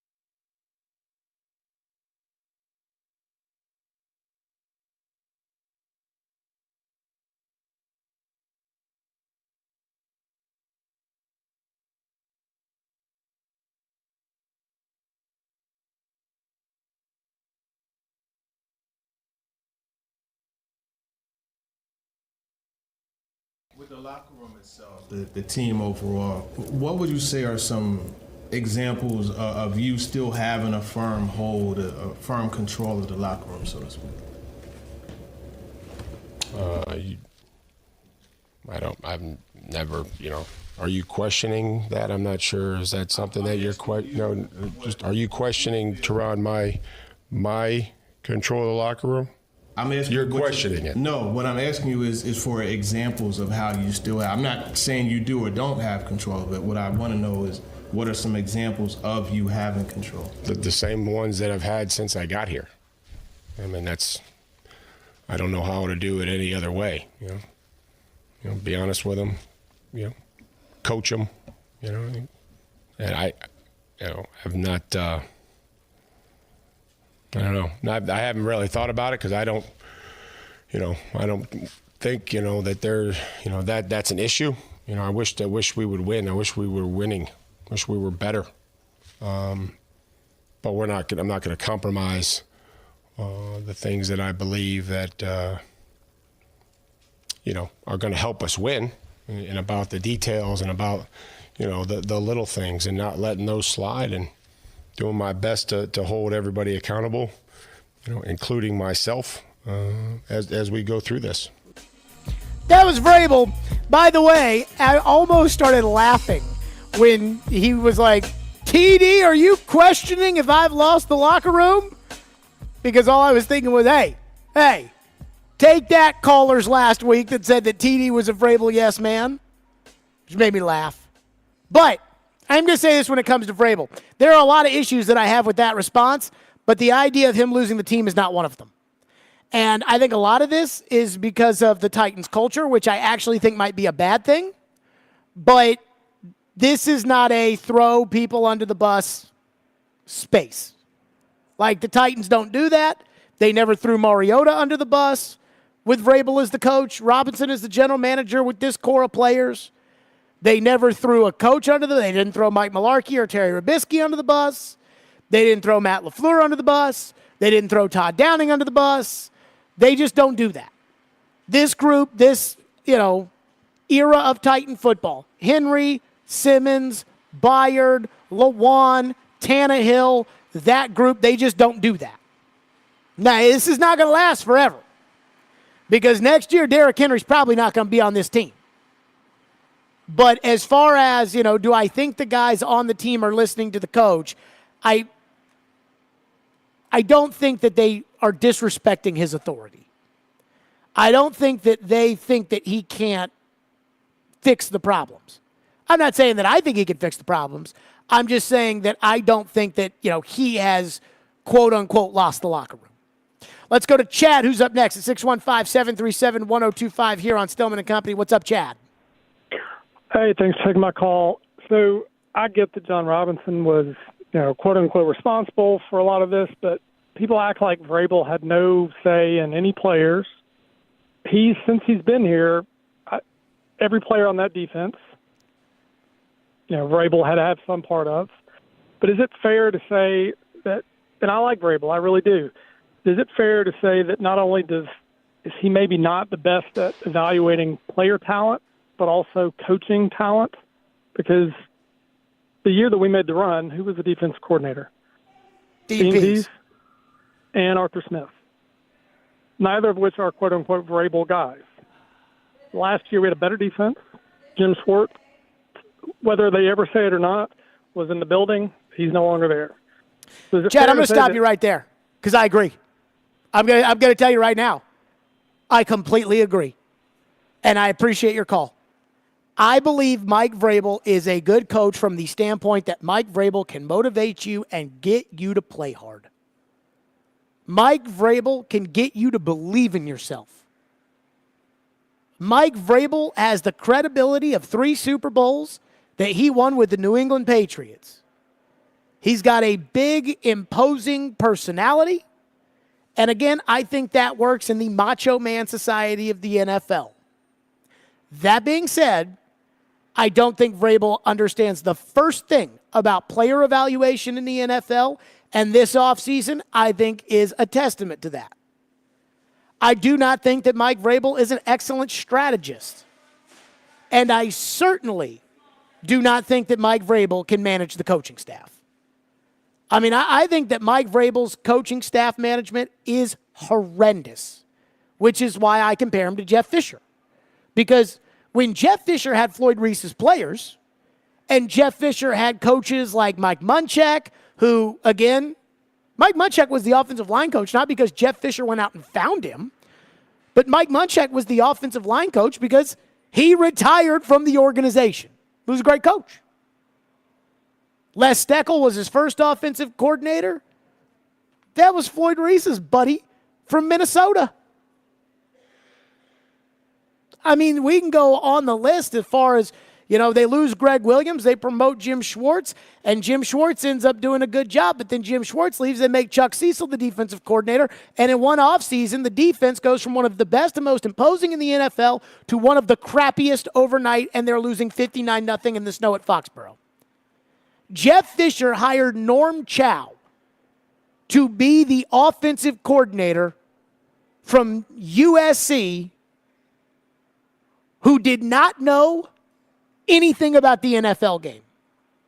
Jeff Fisher's horrible when it comes to managing the coaching staff. But he could get them right occasionally. Broken clock, right twice a day. Vrabel's same way. Vrabel hires an offensive line coach with no experience, and we can't figure out why every single offensive lineman is bad. The center can't even snap. We can't figure that out. Vrabel goes to the wall for the special teams coach. And we cannot figure out why it is that they cannot return a punt. Vrabel's terrible when it comes to managing the coaching staff. And, somebody asked me today, when it comes to Vrabel. And they said, do you think the moment where Vrabel really set himself up for failure was when he didn't fire Todd Downing in the middle of last year? And I said the decision to promote Todd Downing might be the single biggest mistake that has happened in this era of football. Because if they had hired a competent offensive coordinator, Tannehill probably doesn't regress in 2021. A.J. Brown probably looks like the A.J. Brown that he is now in Philadelphia, and you don't trade that guy. And they said, well, Vrabel wanted to hire Tim Kelly then, but the Texans blocked him from being able to do that.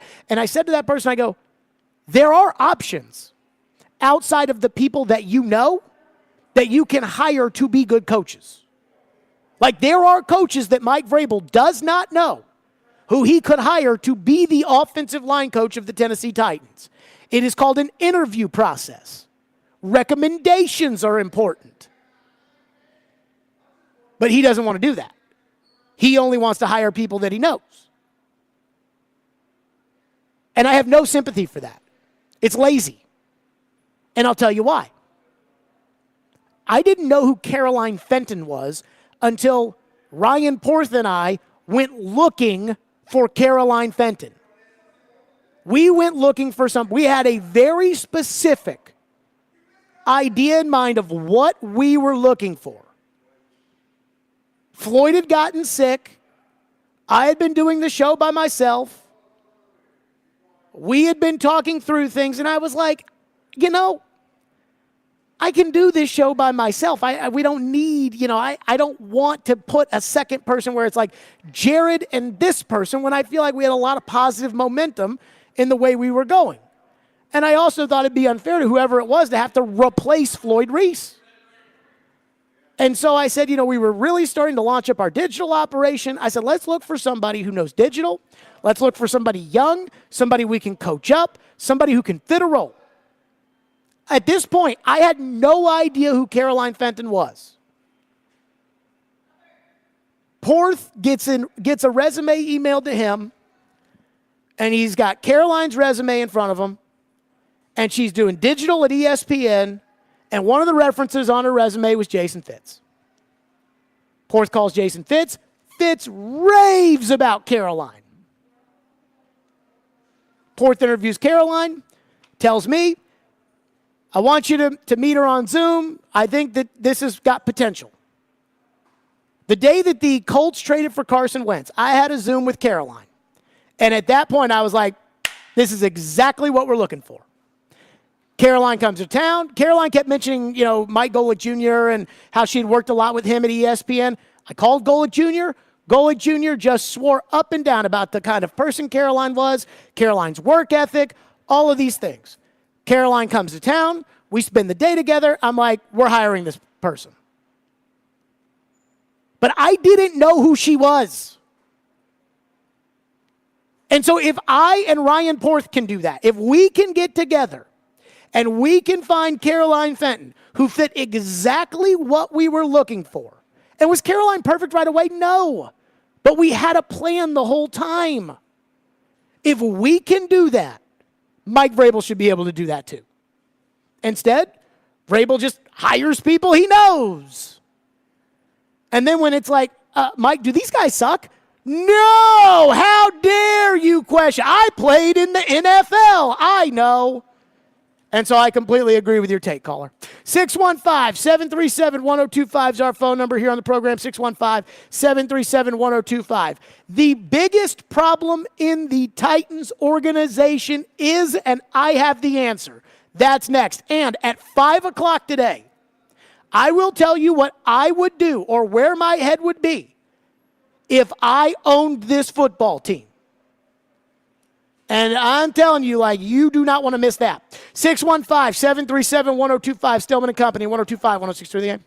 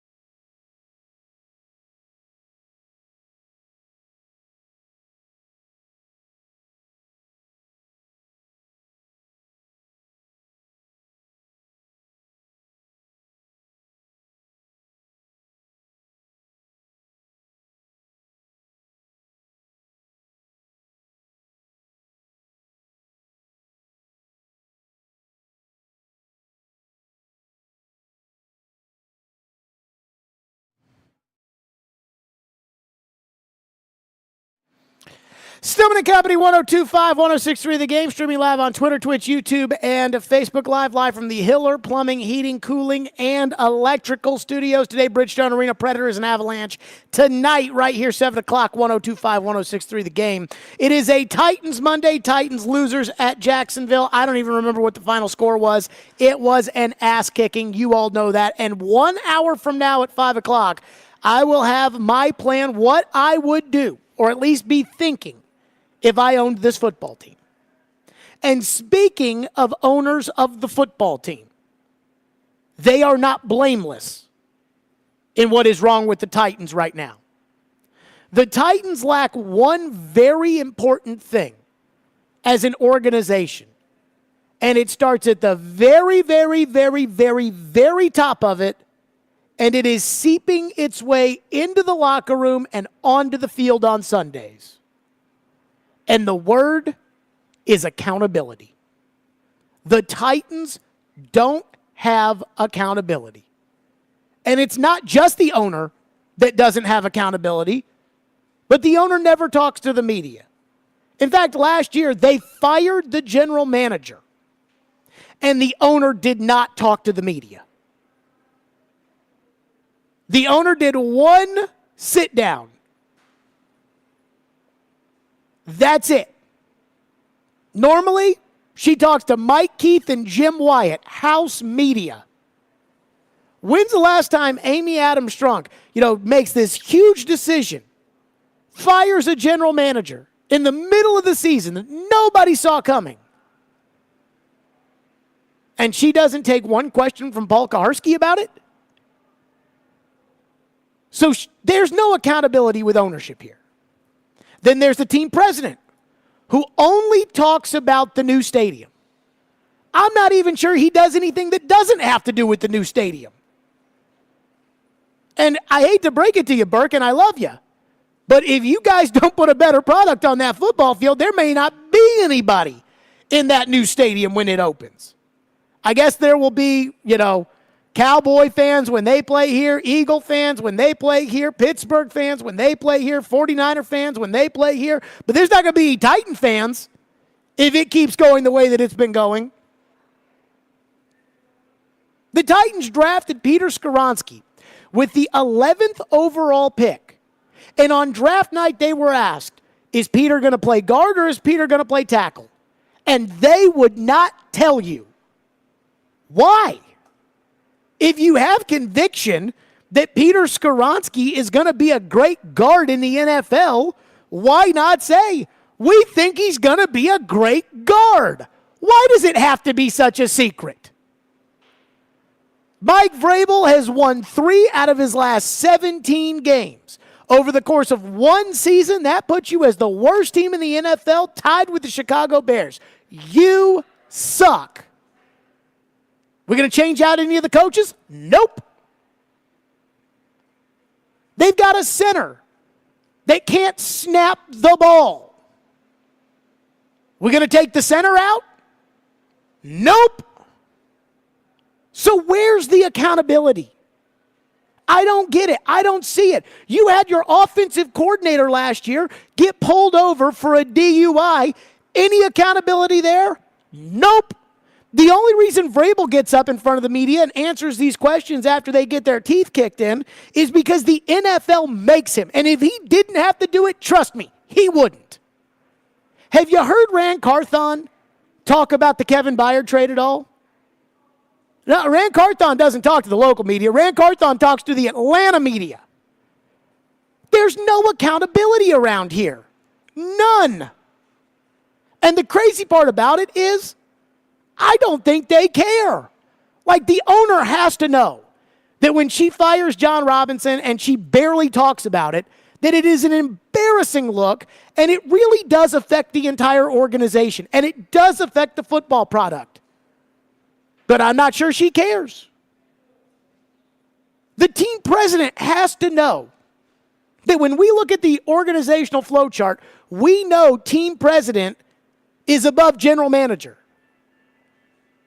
But he doesn't ever talk about it. But he'll tell you about how there's going to be coating in the new stadium on a Monday to help benefit the Nashville area with this great project. I love Burke, and I'm excited about the new stadium. I got in the car yesterday after we got done with our award-winning pregame show and listened to the non-award-winning Titans pregame show.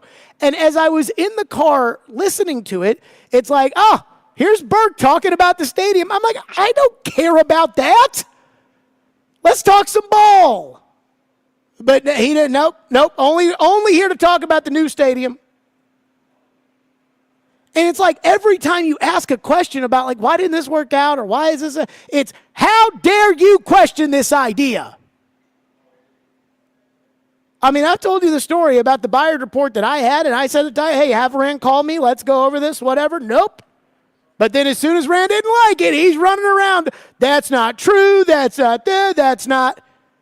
Or you could have just been accountable and done what every other general manager would do and pick up the phone. It won't do it. And now, what everybody over there is doing is they're going to blame John Robinson. They're going to blame John Robinson for why this team is bad. They're going to blame John Robinson for why this team can't win football games. They're going to blame John Robinson for why they signed Andre Dillard. They're going to blame John Robinson for why they can't return punts. They're going to blame John Robinson for why they can't develop a quarterback. They're going to blame John Robinson for all of it. I mean, that 4th and 4 play where Christian Fulton just decides to go YOLO and try to play hero ball to stop Trevor Lawrence, they're going to blame John Robinson for that. Well, if John Robinson hadn't drafted Isaiah Wilson, this wouldn't be a problem. By the way, Howie Roseman might be the best general manager in the NFL in Philadelphia. He drafted Jalen Reagor in the same draft that you drafted Isaiah Wilson. But there's no accountability here. There's none. They'll talk when things are good, but they don't talk when things are bad.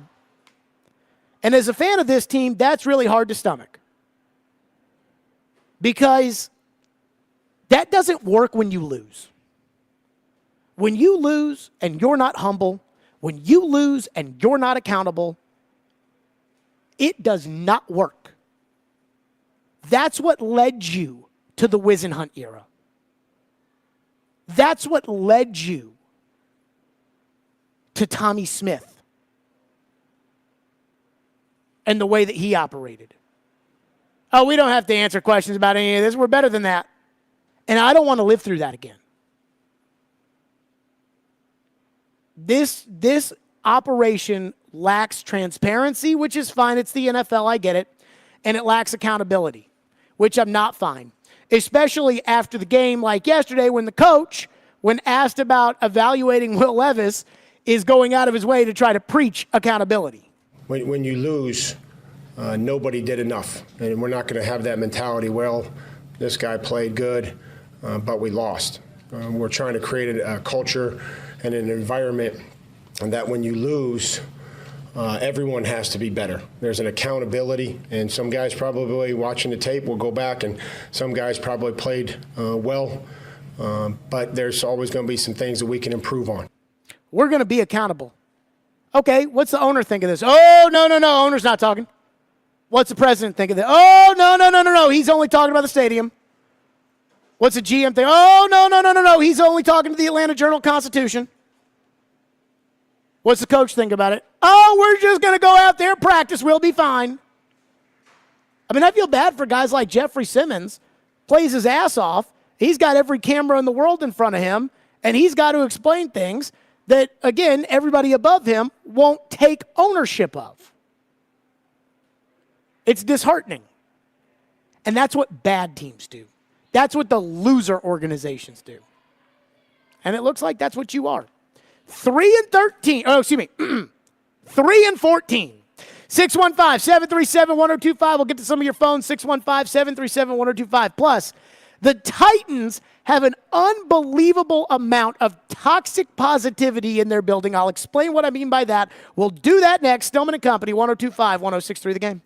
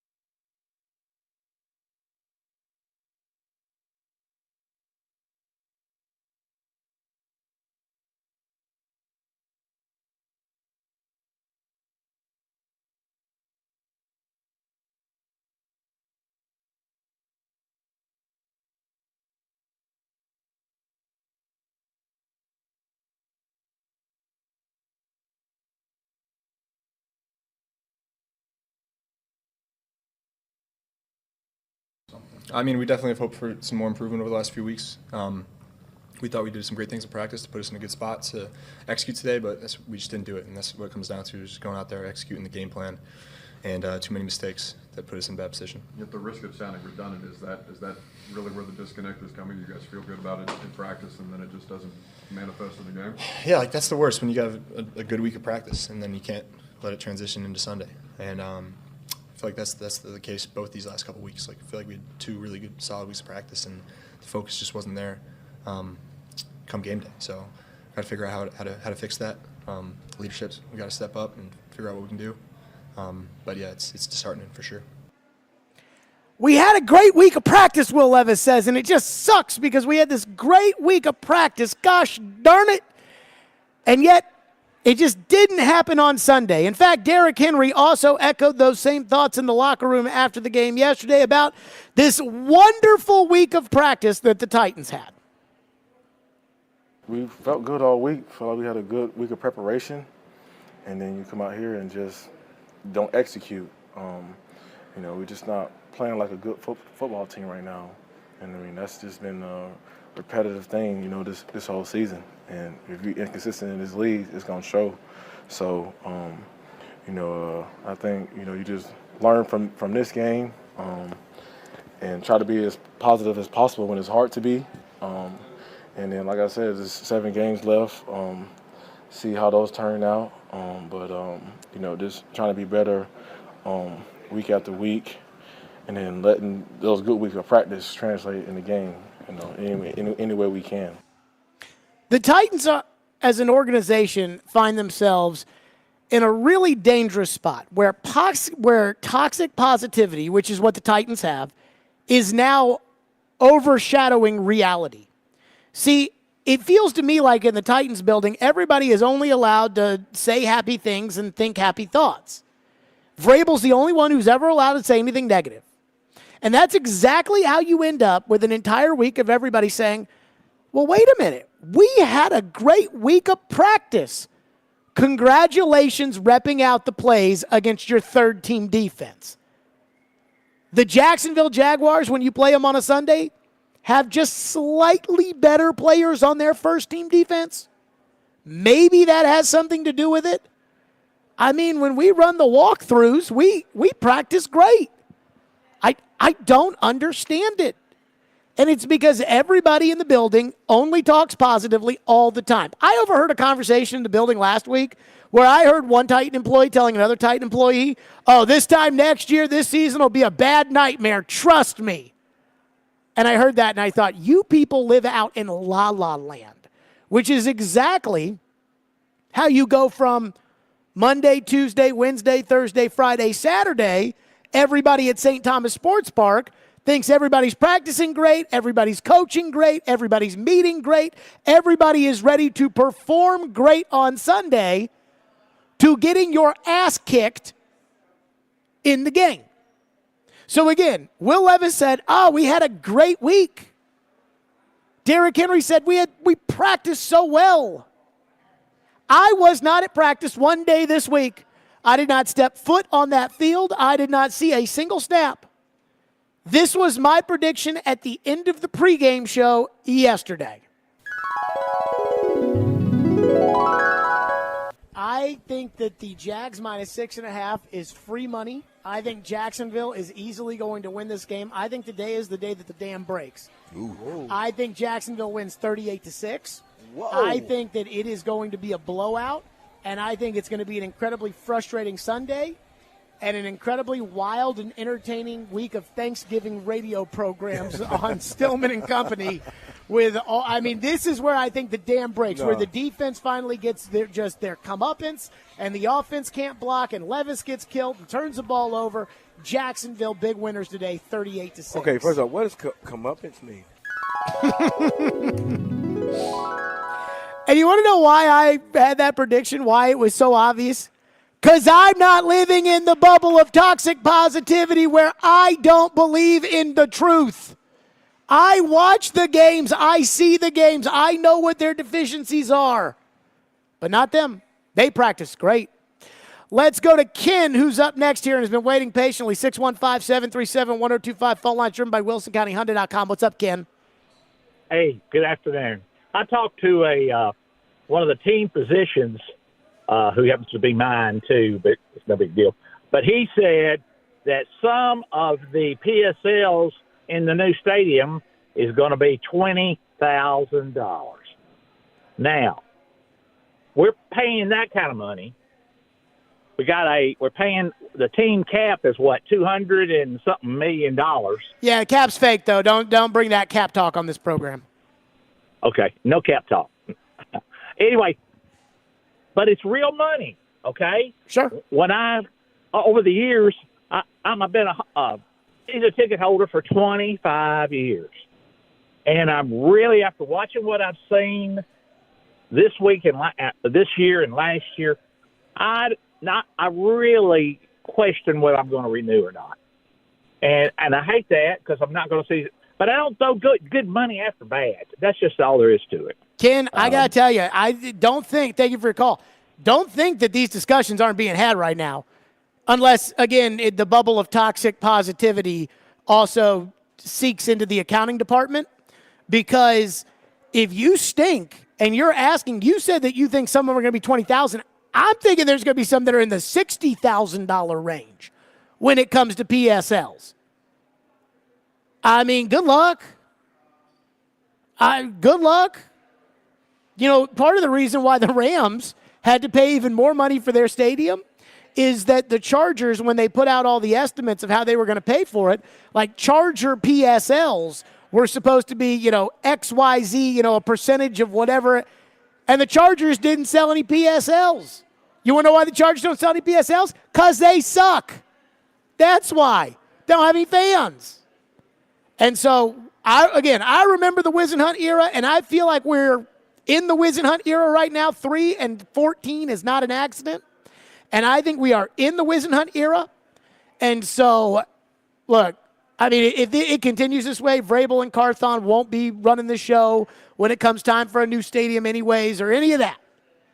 But, I mean, it's certainly got to be a concern now if you're going to hit these people with a, hey, by the way, we want you to buy your tickets for the games the next couple of years. We'll have nowhere for you to park, but we want you to come to the games and support our team and buy our tickets, and we stink. And we're not going to do anything about it. And that's going to be hard for people to stomach. Eli is up next and has been waiting patiently. Thank you for waiting. Go ahead, Eli. Yeah, I think a lot of the fans are becoming apathetic. I mean, and that's the worst thing you could have for any franchise, that you just don't care. I mean, I think the emotion's gone. This is coming the Wisenhunt. I mean, before Vrabel came, we were an ascending team with Malarkey and John Robinson.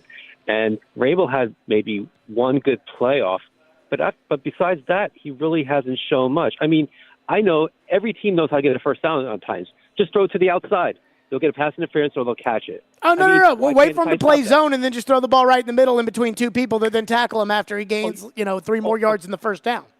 Oh, I'm sorry, the deep shot. Yeah, or if you need a deep shot or get 20 yards down the line, we'll get a pass interference or, first down and break all the momentum on third down. I mean, it's just to the point where, we know it's becoming consistently, you got to fix things. You got to do something. Try something different. You're showing apathy. The fans are going to show apathy. And we're a franchise that's ascending, and there's got to be something that needs to be done. Thank you. Yeah, what I would say, Ellie, is that when it comes to, I don't think this fan base is apathetic, which is good for right now. That doesn't mean it's always going to be that way. I think this fan base is mad. Maybe I'm projecting my own feelings onto the whole fan base, but I mean, the way this fan base booed the putting of Malik Willis back in the game at the Falcons game tells me that the fans are tired of the bull crap. That I think I can tell. I mean, I've lived through apathetic. I've lived through where you can't talk about it. I don't think we're there. Then again, I'm a diehard Titan fan. I went to the first game. I cried at the Super Bowl when they lost. So maybe I'm just projecting my own feelings onto the situation. But I would argue that it is not apathy. I think it is anger. I think it is, I think people are mad. And you should be. 615-737-1025. We're back to your phone, 615-737-1025. I do want to say something positive about the game yesterday, 615-737-1025, and we will do that. Stillman and Company, 1025-1063, The Game.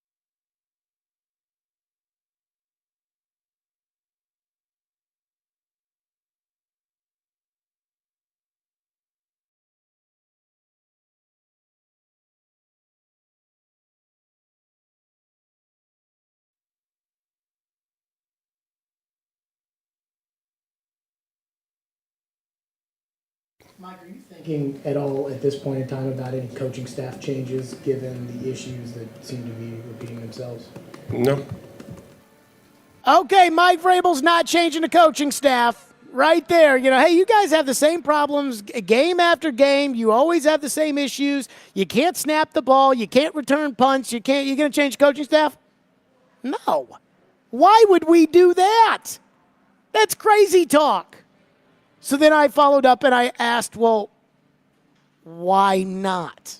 When it comes to not making changes on the coaching staff, you talk about, just going back out there and coaching it and repping it and things like that, what gives you the confidence that coaching it and repping it with the same coaches? Because I have the luxury of having played this game in this league, and I know what we're coaching. I know what we're teaching.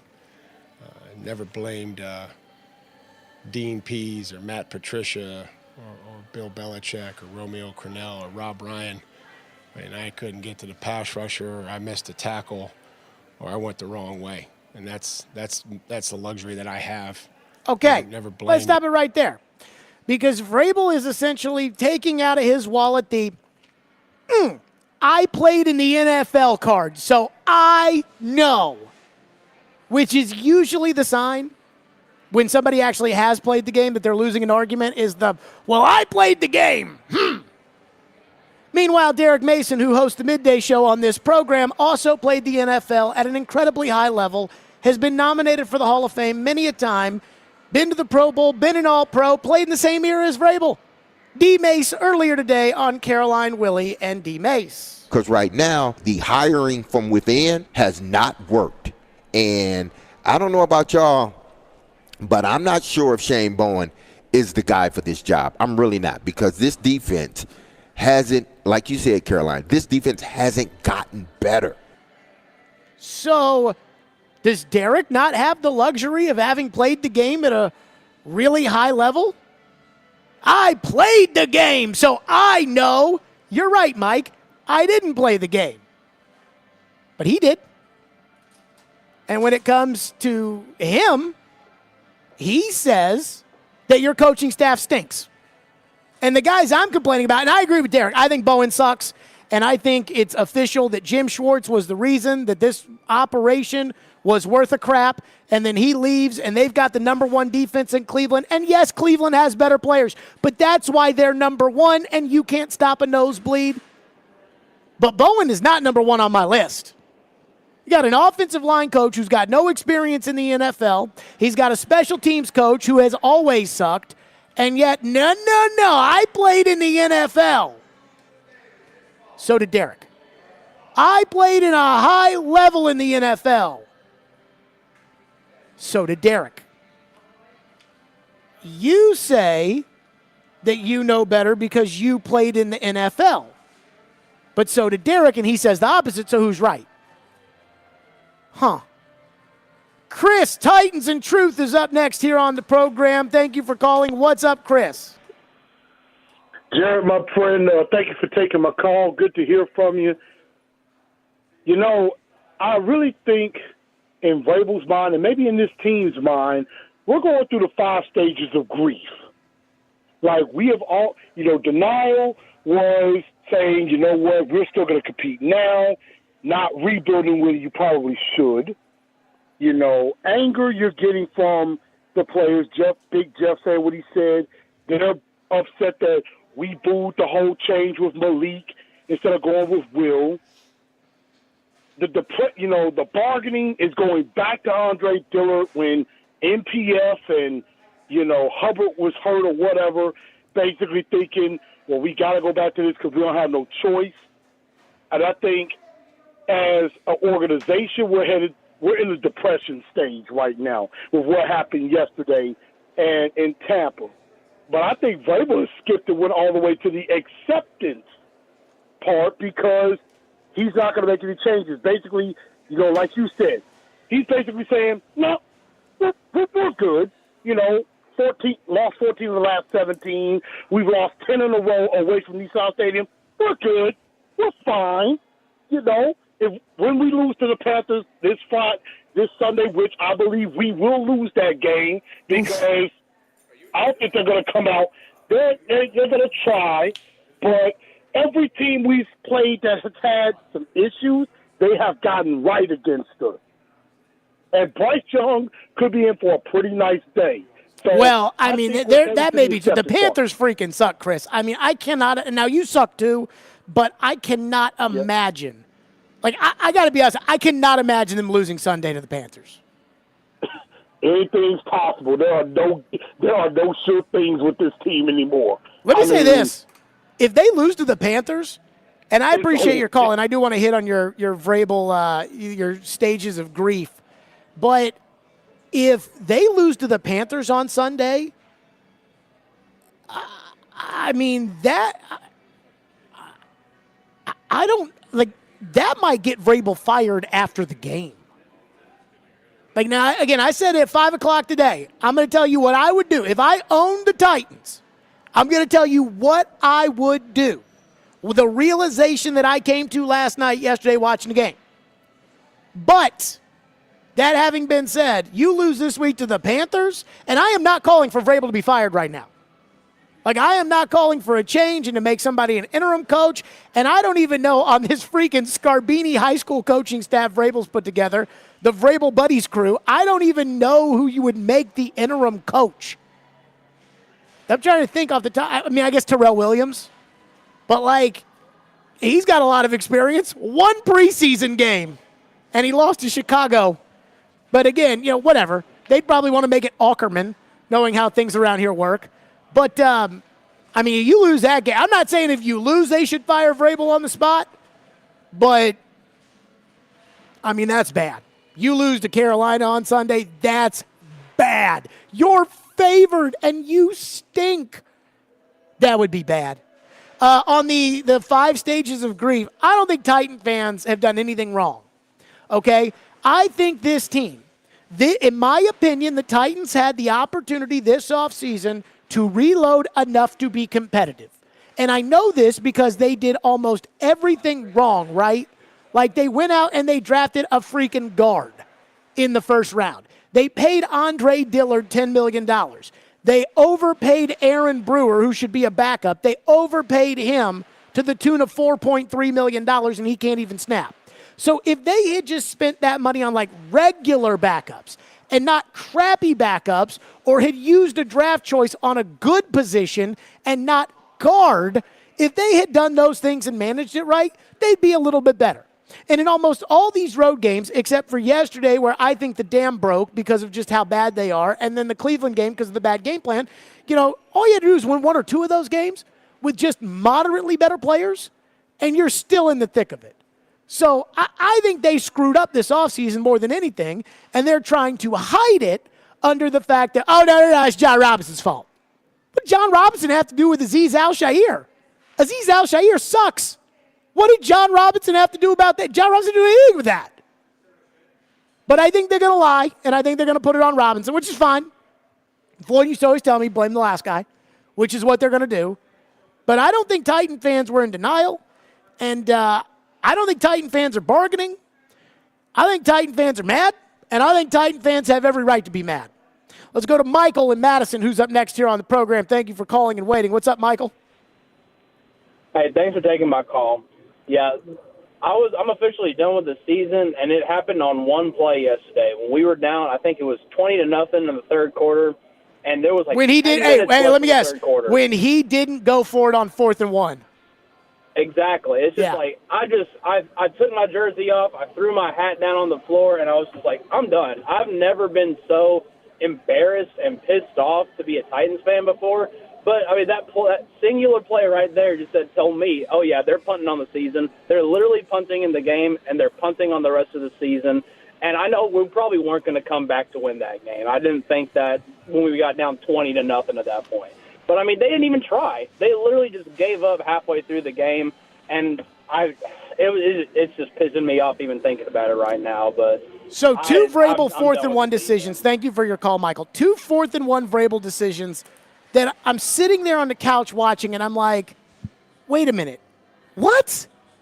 The first was when they decided to punt in the first half, which I thought was a puntable, you know, like they needed to punt when it was 4th and whatever.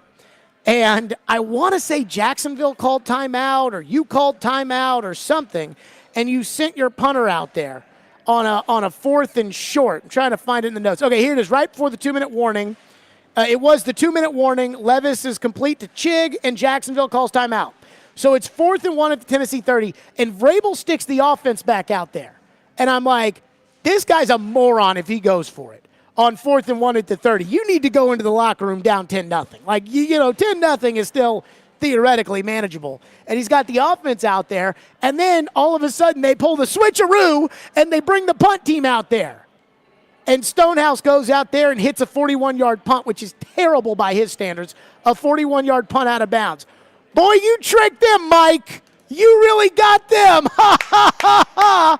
I'm like, what the hell's he thinking about this? We're going to trick them. We're going to run the punt team out there, and they're never going to know what hit them when we punt the ball out of bounds 41 yards down the field. And then the other was that, where, again, you're down 20-0, and your defense is now giving up everything, and they just got bludgeoned for a touchdown to start the second half, and it's 20-0, and the game's probably out of reach. But if you punt and they score, it is over. And right now, your defense hasn't shown you that they're not going to score, so you might as well go for it, 4th and 1 at the 27. If you don't get it, it just means a shorter field for them to score a touchdown anyways. And Vrabel sends out the punter. And I'm like, what is he thinking? And I do wonder, and I think that switcheroo punt from earlier is an example of this. I wonder if this season is making him stupid. Because that whole thing about Tennessee sent the offense on the field here on 4th and 1. Oh, no, here comes the punt team. Here's the switcheroo. It's like, oh, boy. Freaking comedy show over here. It's like they're trying to be the Harlem Globetrotters or something. I mean, it's just ridiculous. 615-737-1025. Back to your phone, 615-737-1025. I did tease something positive, so I promise we will get to something positive. We'll do that next. Stillman and Company, 1025-1063 The Game. Let's talk about Twice Daily. No scores in the final 2 minutes yesterday, which means no free half sub on the app today. Darn. Twice Daily is great. That's why I love it. I go there all the time. There's one in my neighborhood out in Green Hills. There's one in every neighborhood, I feel like, out here. And that's why you've got to be a loyalty member at Twice Daily. Twice Daily has you covered with made-to-order selections for breakfast, lunch, and everything in between. Just get the breakfast sandwich you've been craving, whether it's with eggs over easy or scrambled in American cheese, pepper jack, or another variety, or stack freshly warmed for you. Or, order a snack freshly warmed for you, like a pretzel with salt or without, whichever way you prefer. And the Twice Daily team is ready to make you exactly what you want. Download the Twice Daily app today and join their loyalty program to unlock special discounts, savings, and so much more. It pays to be a member with Twice Daily, where you'll earn points and save money with every visit. Get what you crave at Twice Daily. Made to order sandwiches, bakery, breakfast, lunch, and dinner, fresh items made to go, hot drink, cold drink, you name it. Stop by the beer cave to unwind with a cold one. If you're looking for convenience, Twice Daily has you covered. Twice Daily. Fresh all day.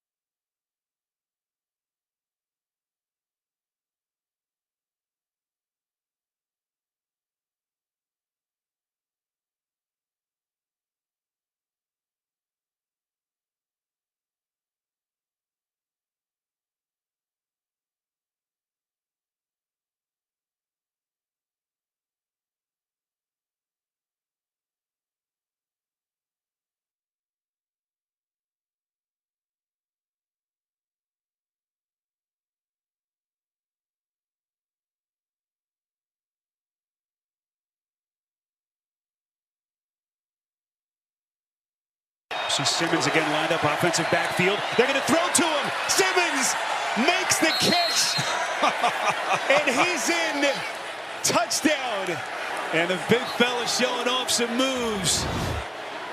You know what you call that? A tendency breaker. Boy, that ball had to be floating in the air for an eternity. But he catches it, gets it across the goal line, and Alua can really, he does his best to try to keep him out, but Simmons too much. There you go. That was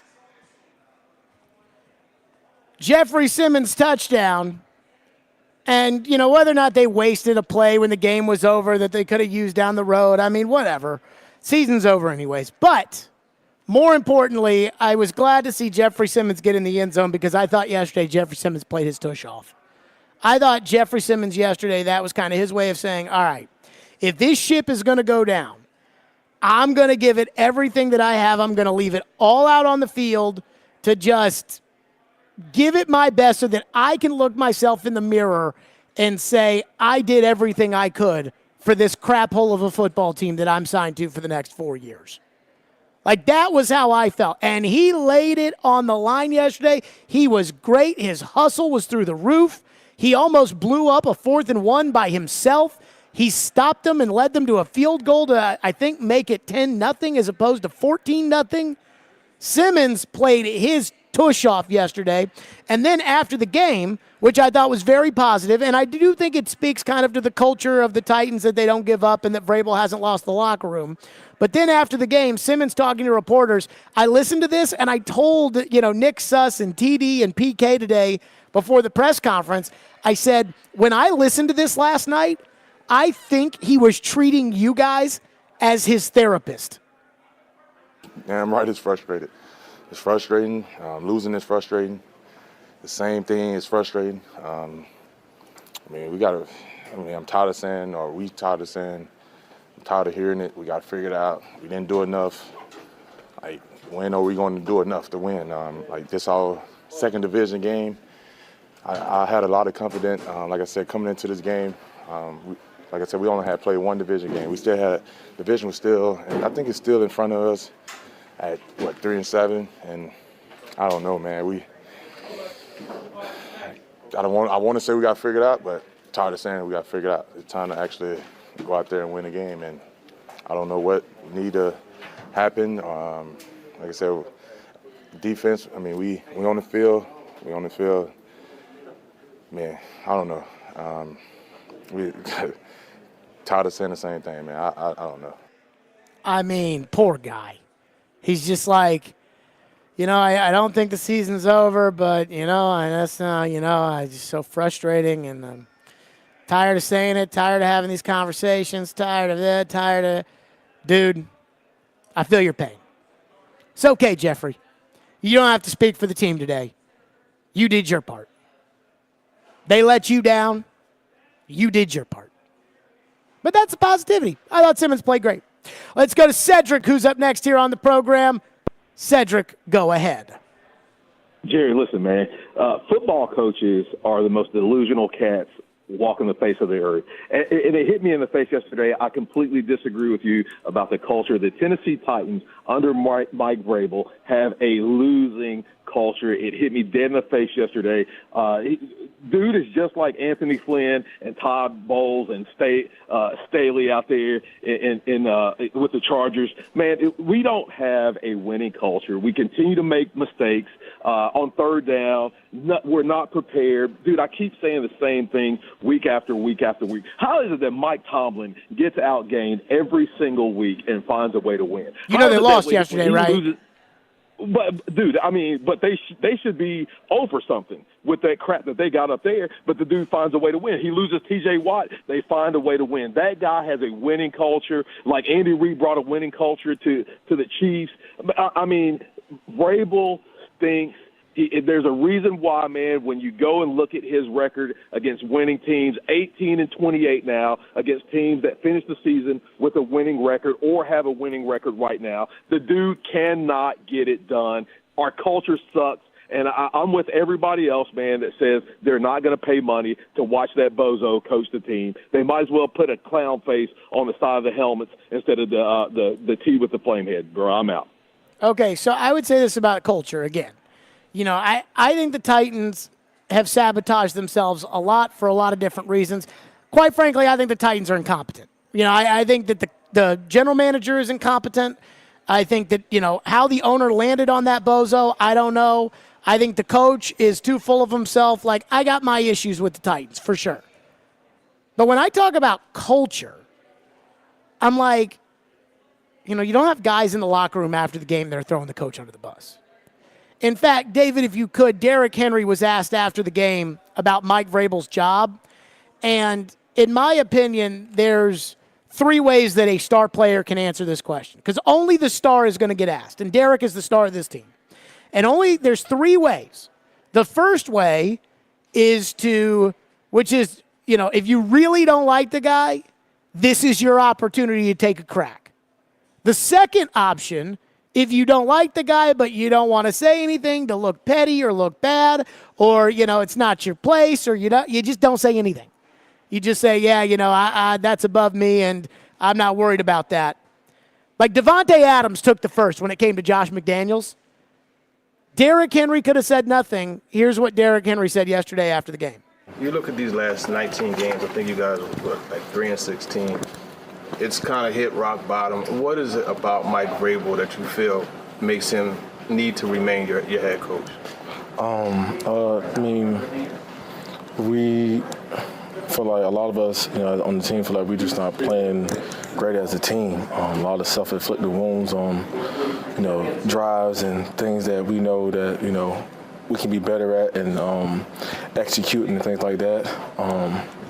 You know, as far as, you know, coach being the head coach, I feel like, I feel like he's done a great job. I don't know as far as the higher up decisions on anything else if you're trying to ask, but I feel like, you know, we build a culture here, establish that culture. But right now, we're just not playing to that standard. And, you know, it's costing us. But, you know, you still got to go to work, still got 7 games left, and do the best you can from here on out. I mean, if you had a bad culture, Derrick would have immediately said, hey, that's not my decision. You got to talk to the owner about that. And instead he's like, I think coach is a good coach. We're just not playing well. Now, that's not going to last forever because Derrick Henry's not going to be here next year. And again, you heard the frustration with Jeffrey Simmons. I don't know how much longer that's going to last. But that's where, again, a good team as compared to good culture, in my opinion, are 2 different things. 615-737-1025. Coming up next, what I would do if I owned the team. What I would be thinking if I owned this football team. We'll get to that coming up next. Stillman and Company, 102.5, 106.3 The Game.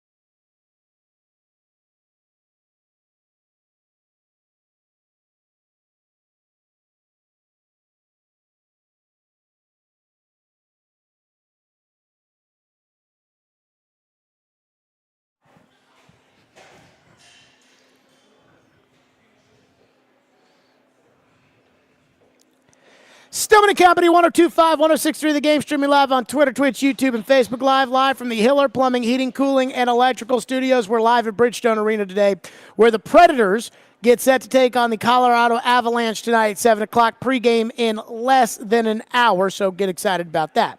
Now, everybody wants to know. Everybody's going to try to make an assumption about how Amy Adams Strunk feels about the state of the Titans, about what Amy Adams Strunk might do as owner of the Titans. And let me just preface this with saying I'm not the owner.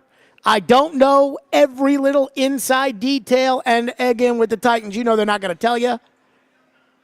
And that there's no way for me to predict what the owner is going to do. So this is what I would do if I owned the football team, if I had the authority as far as the team is concerned. I have no idea what she's going to do. I didn't think she'd fire John Robinson in the middle of the season the way that she did last year. Now, let me also say this. I take firing coaches and general managers on the air very seriously because the level of accountability that an owner has when it comes to firing a coach or a general manager is they can't go back on it, right? Like you can't say fire the coach and then 3 weeks later the coach wins some games and say, "Oh boy, that was a bad opinion or what." No, you got to live with it. You got to own it. If you're going to walk it back, you got to own it. And I've always taken it that seriously. I never called for Peter Laviolette to be fired. I never called for Mike Mularkey to be fired. I never called for John Robinson to be fired. I did call for John Hines and David Boyle to be fired, and I have no regrets about that. Now, here's what I would do.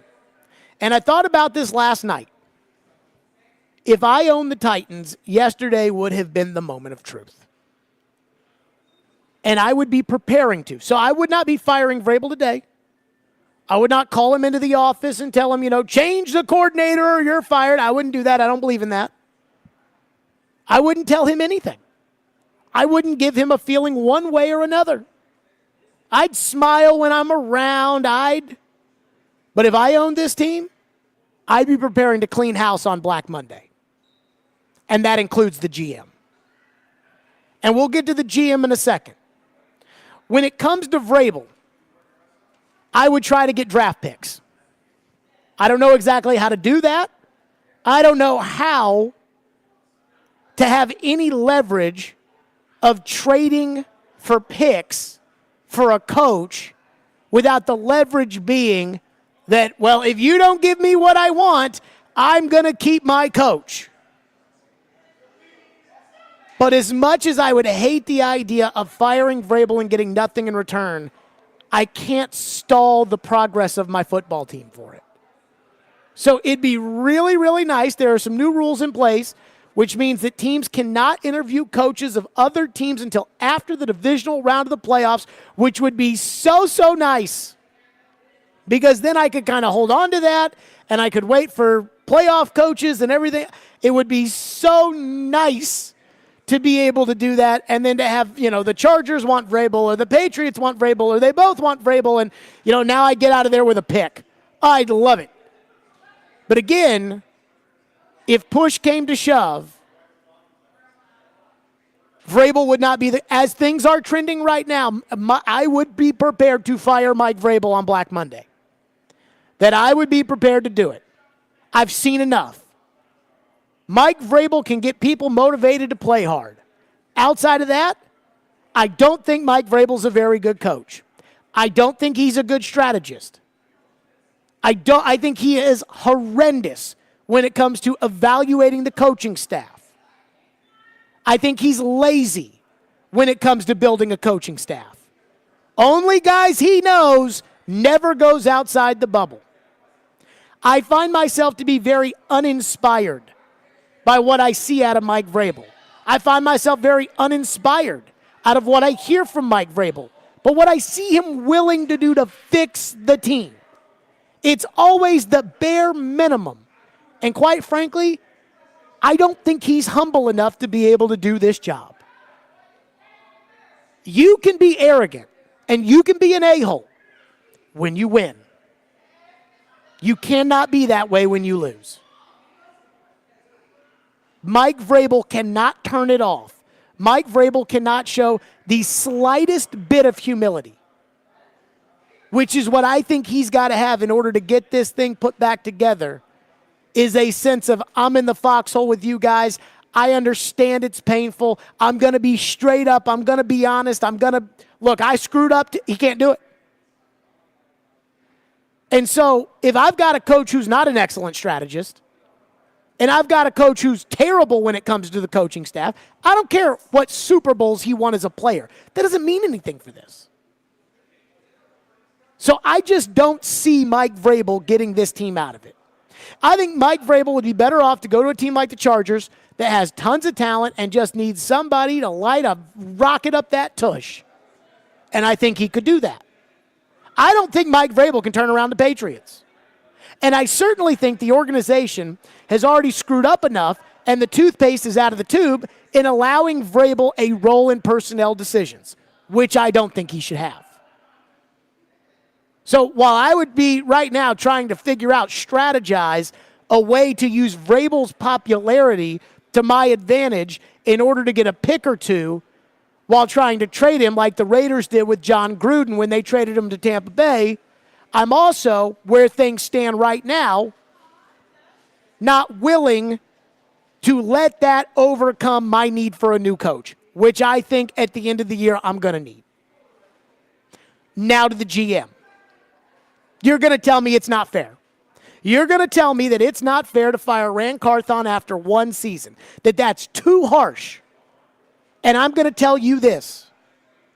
The NFL is not fair. Just call Mike Mularkey and ask him if the NFL is a fair business. It's not. But I've seen nothing out of Ran Carthon so far that would give me any faith that he has a clue when it comes to running a franchise.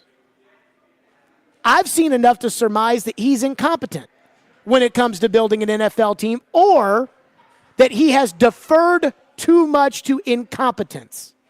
And that's enough for me. I don't know who's responsible for why Andre Dillard was your big addition on the offensive line. I don't know why you drafted a guard with the 11th overall pick over your franchise quarterback. I still don't understand that. Nobody can explain to me how a team that has no corners, no wide receivers, no future at quarterback could go guard with that pick and then take the franchise quarterback. So either Ran is incompetent, which I kind of believe, and things like his press conference at the draft when he told people, be positive, or his handling of the KB situation with me, it leads me to believe that he doesn't have the chops to do this. And I am not about to waste time and waste resources and waste this high pick on a guy who I don't think has the chops to do it. I think you're better off admitting the mistake, saying, you know what, it was stupid that we fired John Robinson in the middle of the season. It was stupid that we decided we were going to hire Ran Carthon and make him work hand in hand and, collaborate with Mike Vrabel. It was stupid, and we just got to cut our losses, and we just have to move on at the end of the season, and we have to start fresh, and we got to run it like a real football operation with a general manager and a coach under the general manager, and the general manager picks the players and hires the scouts and runs the front office, and the head coach coaches the players and manages the coaching staff the way it should be in the NFL. And you would say, well, Jared, that's not fair. That's not right. How can you evaluate Ran after 1 year? Why not just fire Vrabel and put Ran in charge? I've seen enough. Remember when you hired Ran and there was this whole discussion about wanting to be like the 49ers? Well, I want to be like the 49ers. And you know what the 49ers did? When they had a coach versus GM struggle and the GM Trent Baalke won out, after Jim Harbaugh was gone, they hired a guy by the name of Jim Tom Sula. He lasted 1 year and it didn't work. Then they hired Chip Kelly. It lasted 1 year and it didn't work. And you would say, well, that's not fair. You're going to implement this Chip Kelly offense and you give him 1 year and fire him? And then they hired Kyle Shanahan. And the rest is history. What's going on right now is complete and total incompetence. It started the day that the owner decided to fire the general manager when you were 7-5 and in first place. Was Robinson doing a bad job? That's debatable. But quite frankly, that's the other part of this, with me cleaning house and starting over. And that is, I'm done with the past. I'm done with debating the history of what went down and what didn't go down. And I'm done talking about the A.J. Brown trade if I own this team. I'm done talking about being the 1 seed a couple years ago. I'm done with all of it. We're moving on. We're starting fresh. We're hiring a GM. We're hiring a coach. We're going to have a high pick, and we go from there. But why do I have to give these guys another opportunity? What have either of them done to earn that? Is there any one decision that has been made in this 9-month period, 10-month, 11-month period? Is there been any decision that is made that makes you think, boy, those guys know what they're doing? And for me, the answer is no. So I reserve the right to change my mind on this because I'm not calling for them to be fired today. And again, if I ran this team, I would not be firing them today. In fact, neither guy would have any idea that this is how I felt. But I would be prepared to call them in on Black Monday into the office and tell them that we're going in a different direction. Because this organization needs to go in a different direction. This organization needs to go in a competent direction. And with Mike Vrabel in over his skis, with a promotion that he didn't deserve, and Ran Carthon, who, again, either is incompetent or has deferred to incompetence too much, I don't see them going in the right direction. 615-737-1025 is the phone number if you want to weigh in on that. 615-737-1025. And that's if I own the team. And if you own the team, you do whatever you want. But that's it. I'm telling you right now, and I wouldn't tell anybody about this. Like, this wouldn't be, because you can't let that out of the bag and then it gets out of there. You can't have that. So right now, it'd be me and my dad and Ian and Caroline that would know that this is what's happening. And that's it. David, you're in for Ian today. I love you, but, I can't tell you. This is top-level stuff here. I understand. Thank you. But that's what I do. I'm cleaning house at the end of the year if I'm in charge. 615-737-1025 is our phone number, 615-737-1025. And I do want to hit the Ran Carthon thing because I think a lot of people are going to be upset about that, about how do you evaluate him? I had somebody tell me, you got to give a general manager 3 years. Why? That's next. Stillman and Company, 102.5, 106.3 The Game.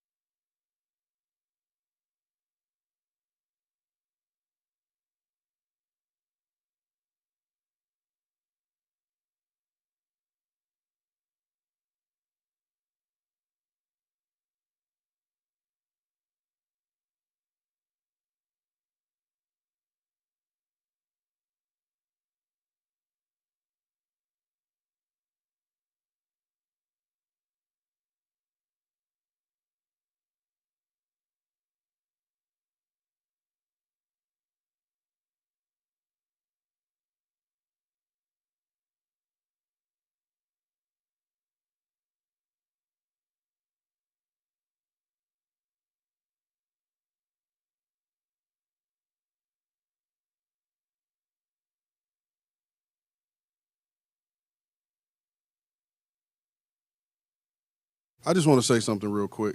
You know, today and as yesterday, these kids are living their dreams, right? Having their name called, you know, realizing a dream and being drafted. And I don't want these, you know, interactions between us to always feel like we got to take a negative turn. And, you know, this should be a joyous moment for us to praise these kids. This is a moment these kids are going to see this, you know, and this is a moment for them and their families to rejoice in, you know, because it's only going to happen once, you know. We joked, you know, earlier about, Jim and I joked earlier about me not being drafted, you know what I mean? And that's a moment, you know, in my career I can never get back. Coach was drafted in the 3rd round. That's a moment he'll always remember. So let's keep that in mind, you know, when we're talking about these kids and where they've come from and because a lot of these kids have overcome a lot, you know, to get to this point, you know. So let's keep that in mind in moments like this. There'll be other times to critique what they've done. These kids haven't even stepped on the NFL field yet, you know. So let's keep that in mind. This is a moment for them and their families to have something to be proud of and enjoy this moment. If the NFL draft is the best night of their NFL career, they're not going to have a very good career. That's one of my favorite cuts. And I'm just going to tell you right now that if that night when I saw that happen, you guys got to remember, I'm a Titan fan. I'm not one of these people that's like, oh, I'm the media, I don't root, I love the Titans, and it pains me that they suck so bad. But as a Titan fan, and I didn't get the Spears pick either, but when that happened and that Rand Carthon gets up there and is like, be positive, media, I thought, oh, God. Oh, no. And even Vrabel's like, yeah, that's bullcrap. If this is the best night of your career, you probably didn't have a very good career. Just get that out of there. So a lot of people are mad at the text line. I said, if I owned a team at the end of the year, if things don't change, and they're not gonna, I'm cleaning house. And the GM's got to go too. Let me ask this question to everybody. What has Rand Carthon done that gives you faith that he is a competent general manager? What is one thing that you've seen? And I go back again to that Friday night after the draft. That is little league bullcrap to sit there and look at the media and say, hey, be positive about these players we picked. We don't owe it to him to assume his competence or not. And make no mistake, that $4.3 million center he has where they keep snapping, if you're like, hey, we got to get, he knows what we're trying to do. He's a good locker room guy. You know, he can be our 5th offensive lineman. Let's just make sure. Then tender him with the right of first refusal at $2.6 million, which is still too rich for my blood. But they gave him a 2nd-round tender at $4.3 million.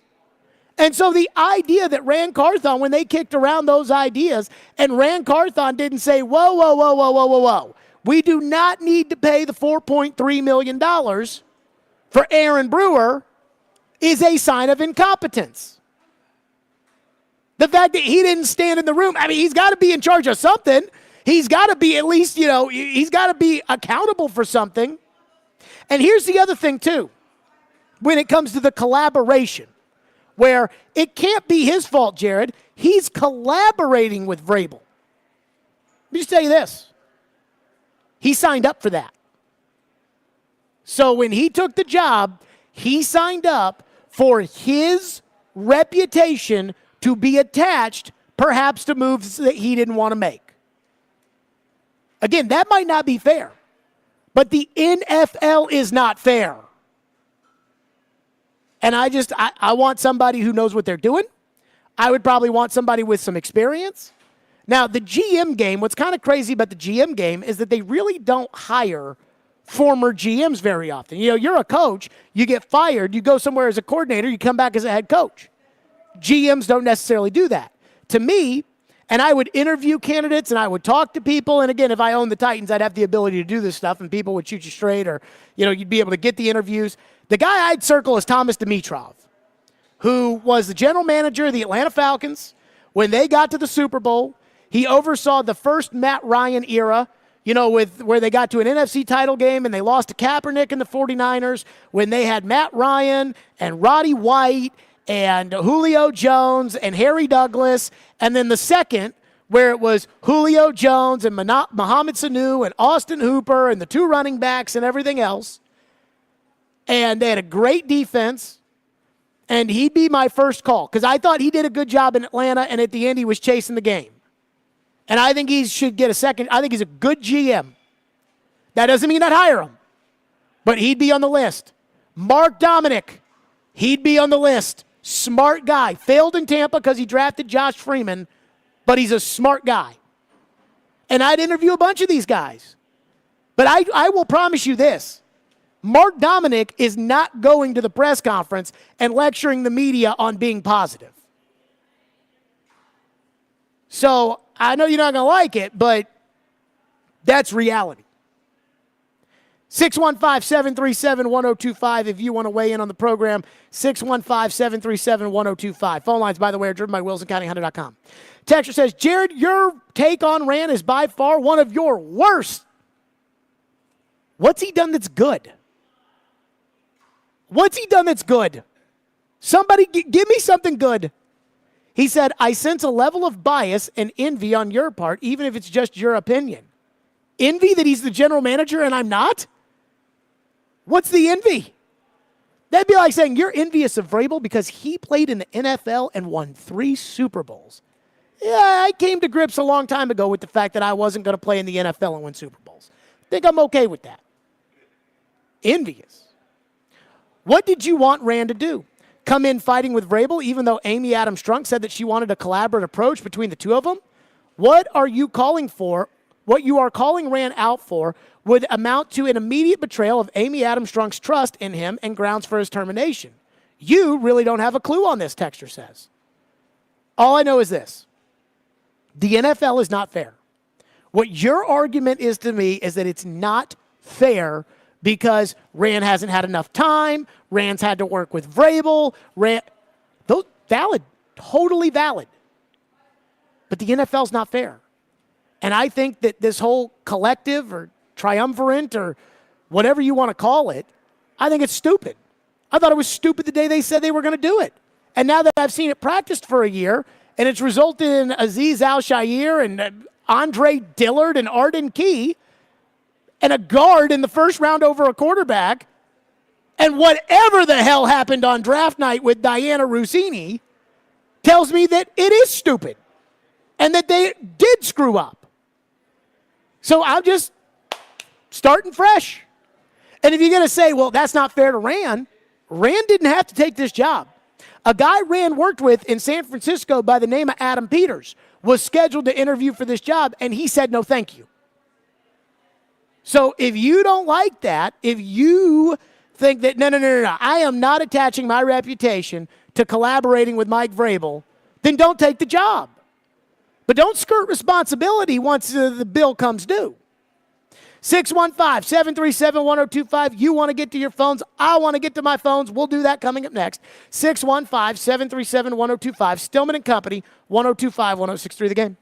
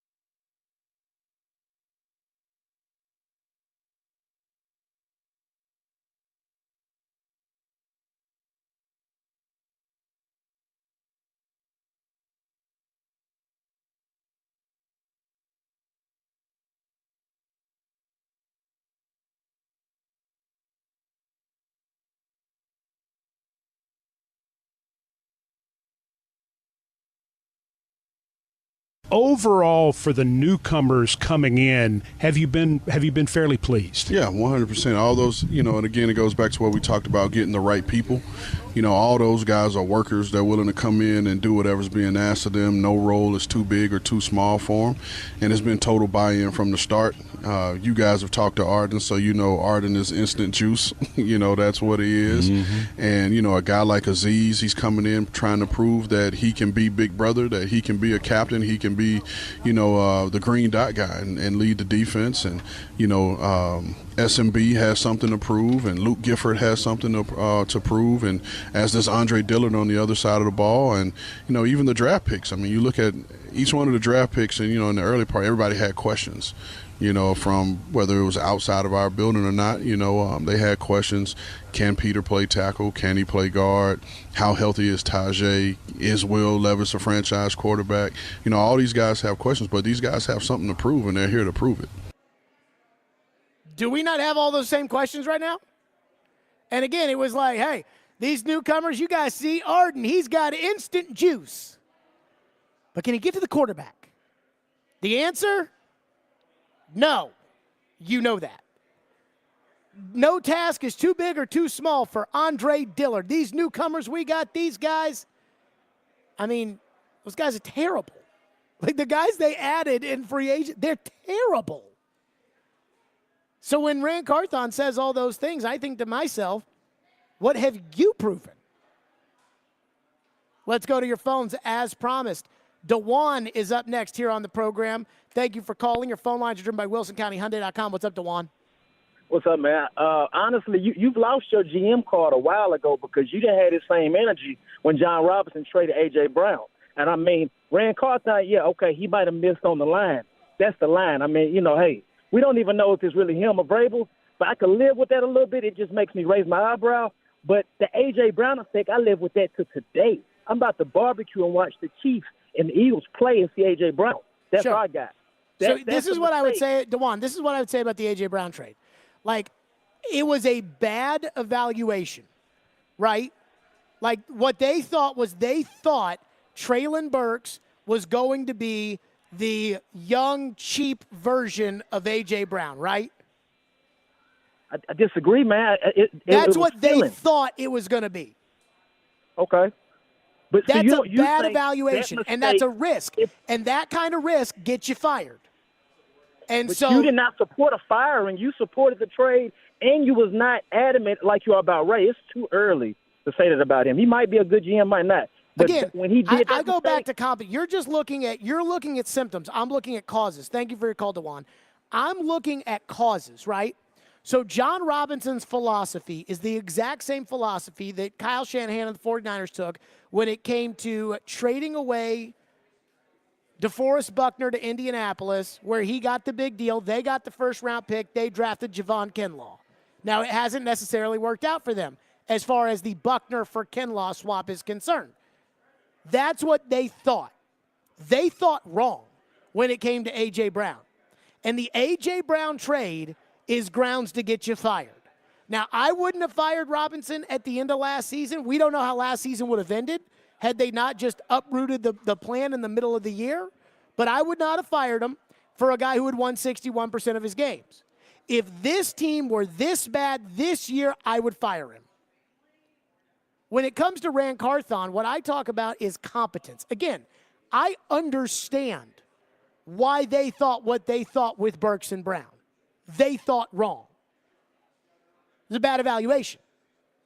Just like the Philadelphia Eagles and Howie Roseman drafting Jalen Reagor ahead of Justin Jefferson in the first round in 2020 was a bad evaluation.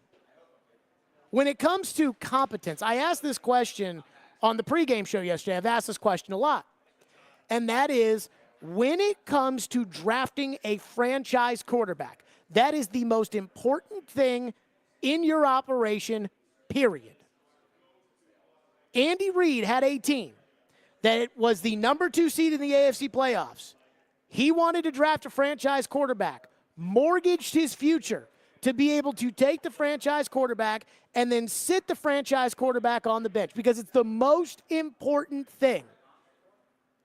Your collective, your triumvirate, drafted a guard ahead of your franchise quarterback, which is fine. If you don't believe in Levis, that's fine. Now, again, I still think there are better positions out there than guard, and I don't even think Skoronski's that good right now, which is a big problem.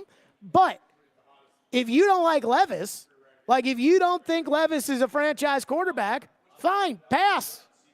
Don't do that. Get in the draft next year. Try to sign a guy, whatever. But if you draft Levis in the second round and you use a third-round pick in next year's draft to be able to do it, you do think he's a franchise quarterback. If Levis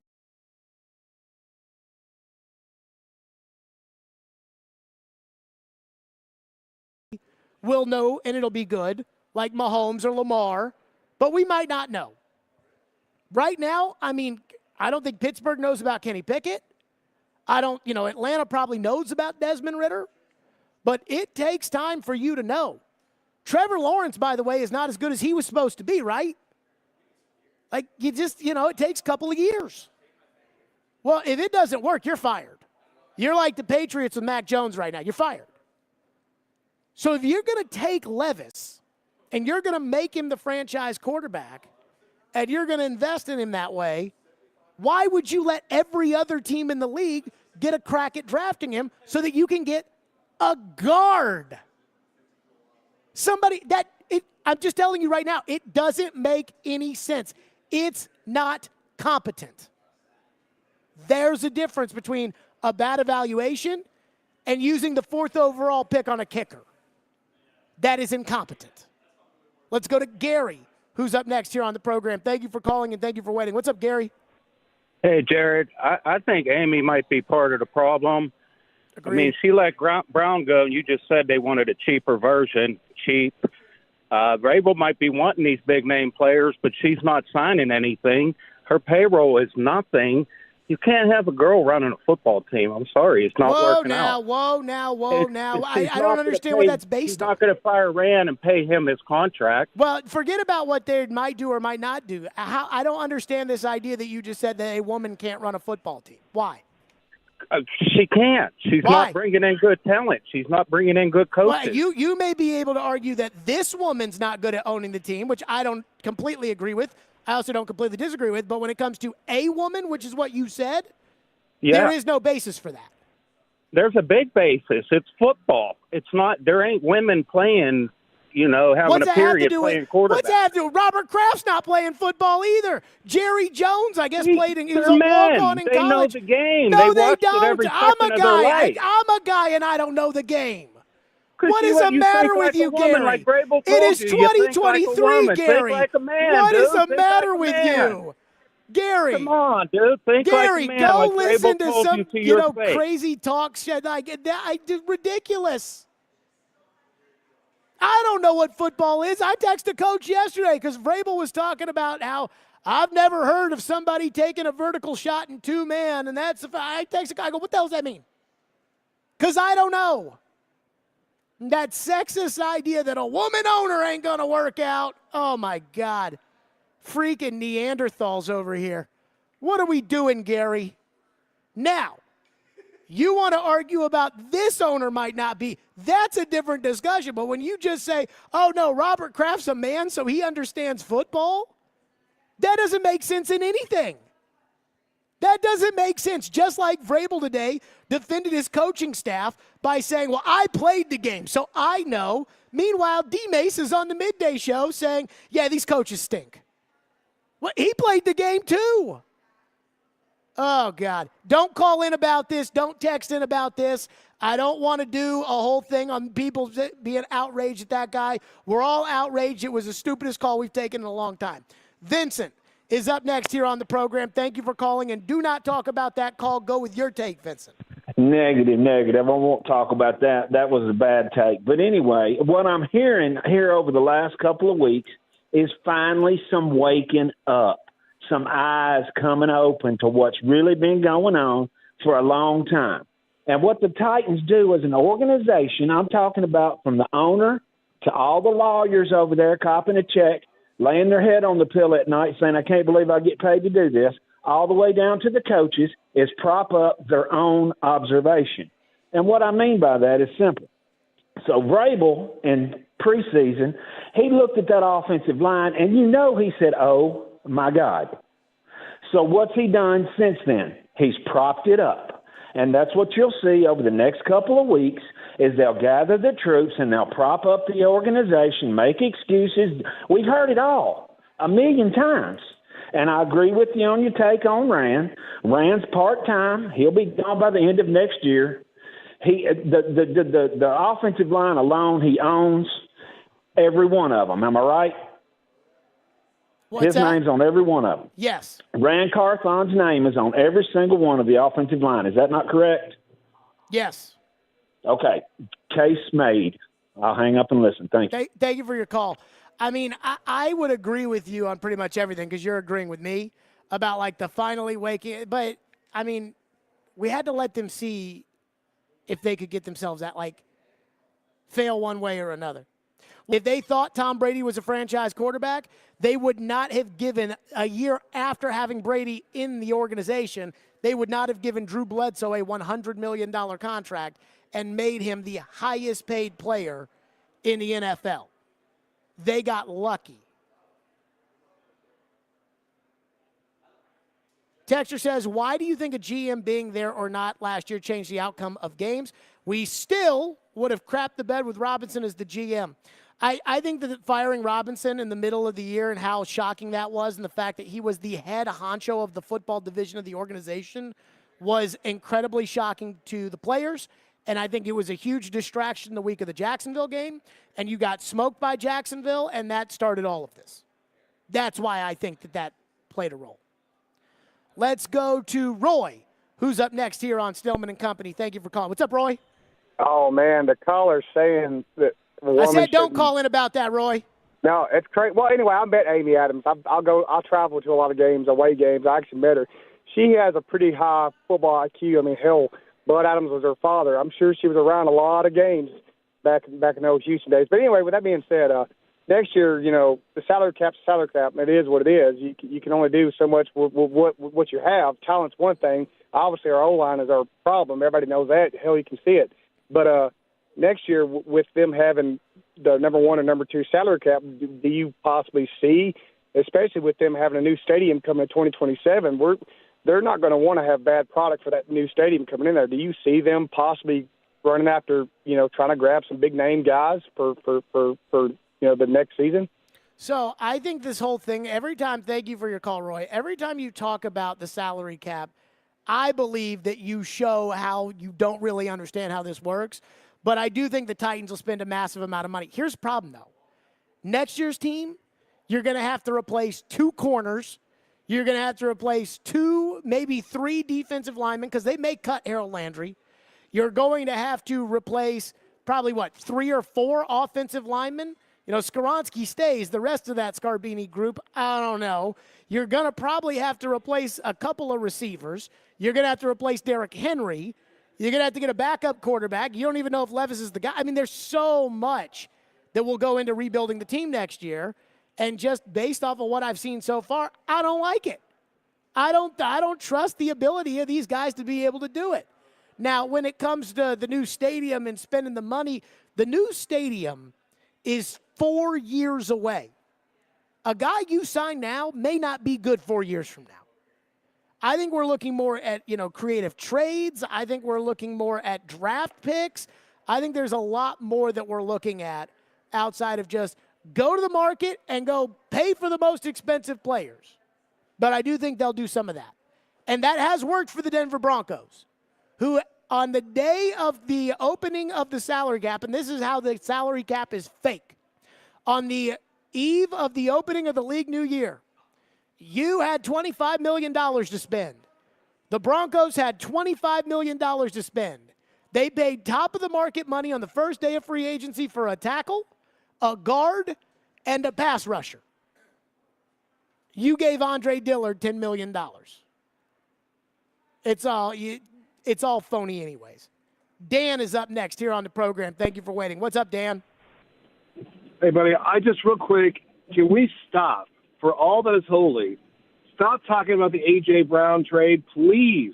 I know it was a mistake, but everybody wants to blame the guy in the past, and nobody, except for you in fairness, is talking even briefly about Vrabel. Nobody's pointing fingers. We're still pointing fingers at things that cannot be fixed. Thanks, bud. I appreciate you. Yeah, honestly, I'm tired of the A.J. Brown trade, too. Like, the constant talk about it. It's turned into, like, I've said this many times now, but it's turned in to, like, the Nashville version of Babe Ruth to the Yankees. It's like, we ain't going to win for 80 years because we traded away A.J. Brown. And it's like, look, the Chiefs, and I know you don't have the Chiefs quarterback, but the Chiefs traded away Tyreek Hill. And they are not the same offensive team without Tyreek Hill. They got a great quarterback, and Chris Jones is still a great player, and Travis Kelce's a great, but they're not the same without Tyreek Hill. The Green Bay Packers suck equally as much as you do. And last year, with Aaron Rodgers, they missed the playoffs. They traded away Devontae Adams. Now, I don't listen to Green Bay radio. Robbie Stanley's walking around here somewhere at the arena. Maybe, like, they talk about the Devontae Adams trade every day. I don't know. But I do agree with the caller that talking about A.J. Brown is like, well, what are they supposed to do? They traded away A.J. Brown. Like, okay, I'm over it. Stop complaining about it. It is what it is. Stillman and Company, 102.5, 106.3 The Game. Preds game days next, 102.5, 106.3 The Game. Oh, let me tell you about Hiller Plumbing, Heating, Cooling, and Electrical. That's right. Hiller takes great care of my home, and they can do the exact same for you. Hiller's Cash for the Holidays promotion is back, and they're giving away cash for the holidays with select purchases. Hiller wants to make sure every child experiences the joy of Christmas this year, so they're donating $50 in toys to Toys for Tots with every tankless water heater purchase, and giving away a $250 Visa gift card with each unit. Get a $500 Visa gift card when you buy select new HVAC systems, or a $500 Visa gift card with the purchase of any new whole home generator. And these purchases all have great financing options with low monthly payments. These deals are only available today until the end of the year. So schedule today at happyhiller.com. That's Hiller Plumbing, Heating, Cooling, and Electrical. My guys, proud supporters of the Preds, the Vols, and Vandy. Hiller, call the Happy Face truck today.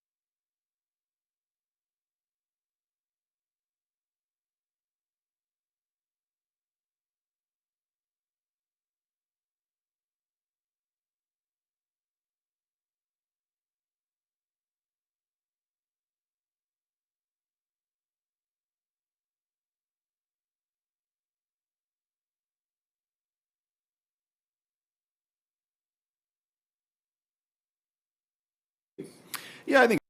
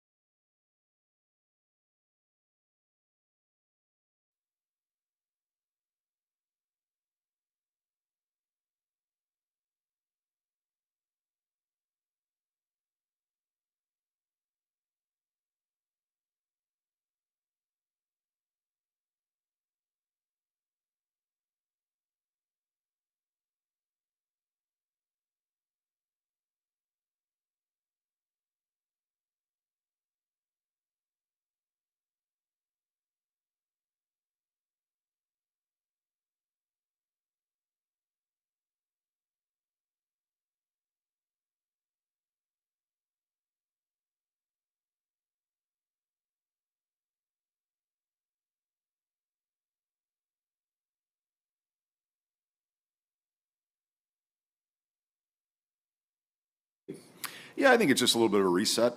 I think he's the last 5, 6, 7 games.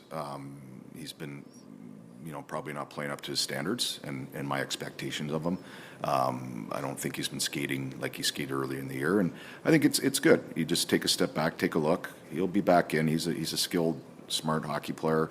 Sometimes you just need a little bit of refresh. The game gets faster and harder as the season goes on, and if you let him keep sliding right now, he may not find it if I wait another 10 games. So I think it's important that he gets his eyes on it. We talked about it, but I think he has to see it and feel it and get back to work.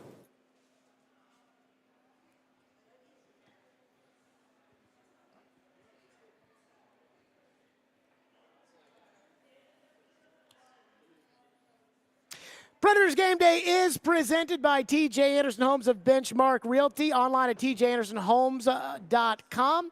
TJ Anderson Homes of Benchmark Realty, get your house seen, heard, and sold. Predators tonight against the Colorado Avalanche as they get set to welcome back Ryan Johansson. The Avalanche are 11-5-0, good for 22 points. The Predators winners on Saturday in a very entertaining game, 6-10-0, 12 points for them on the season. You heard right there, Coach Andrew Burnett talking about the scratching of Luke Evangelista, who will be out today, as the Predators look to get back on track against some good teams. They had kind of a losing streak going on around here, so their focus is going to be on getting it right going forward. And again, tonight, the Predators welcome back Ryan Johansson for his first game. I expect there to be a video tribute. I expect it to be emotional. And very, very excited for that. Max will have you next as the pregame show is coming up live from Bridgestone Arena. Stillman and Company. We'll see you all tomorrow at 2.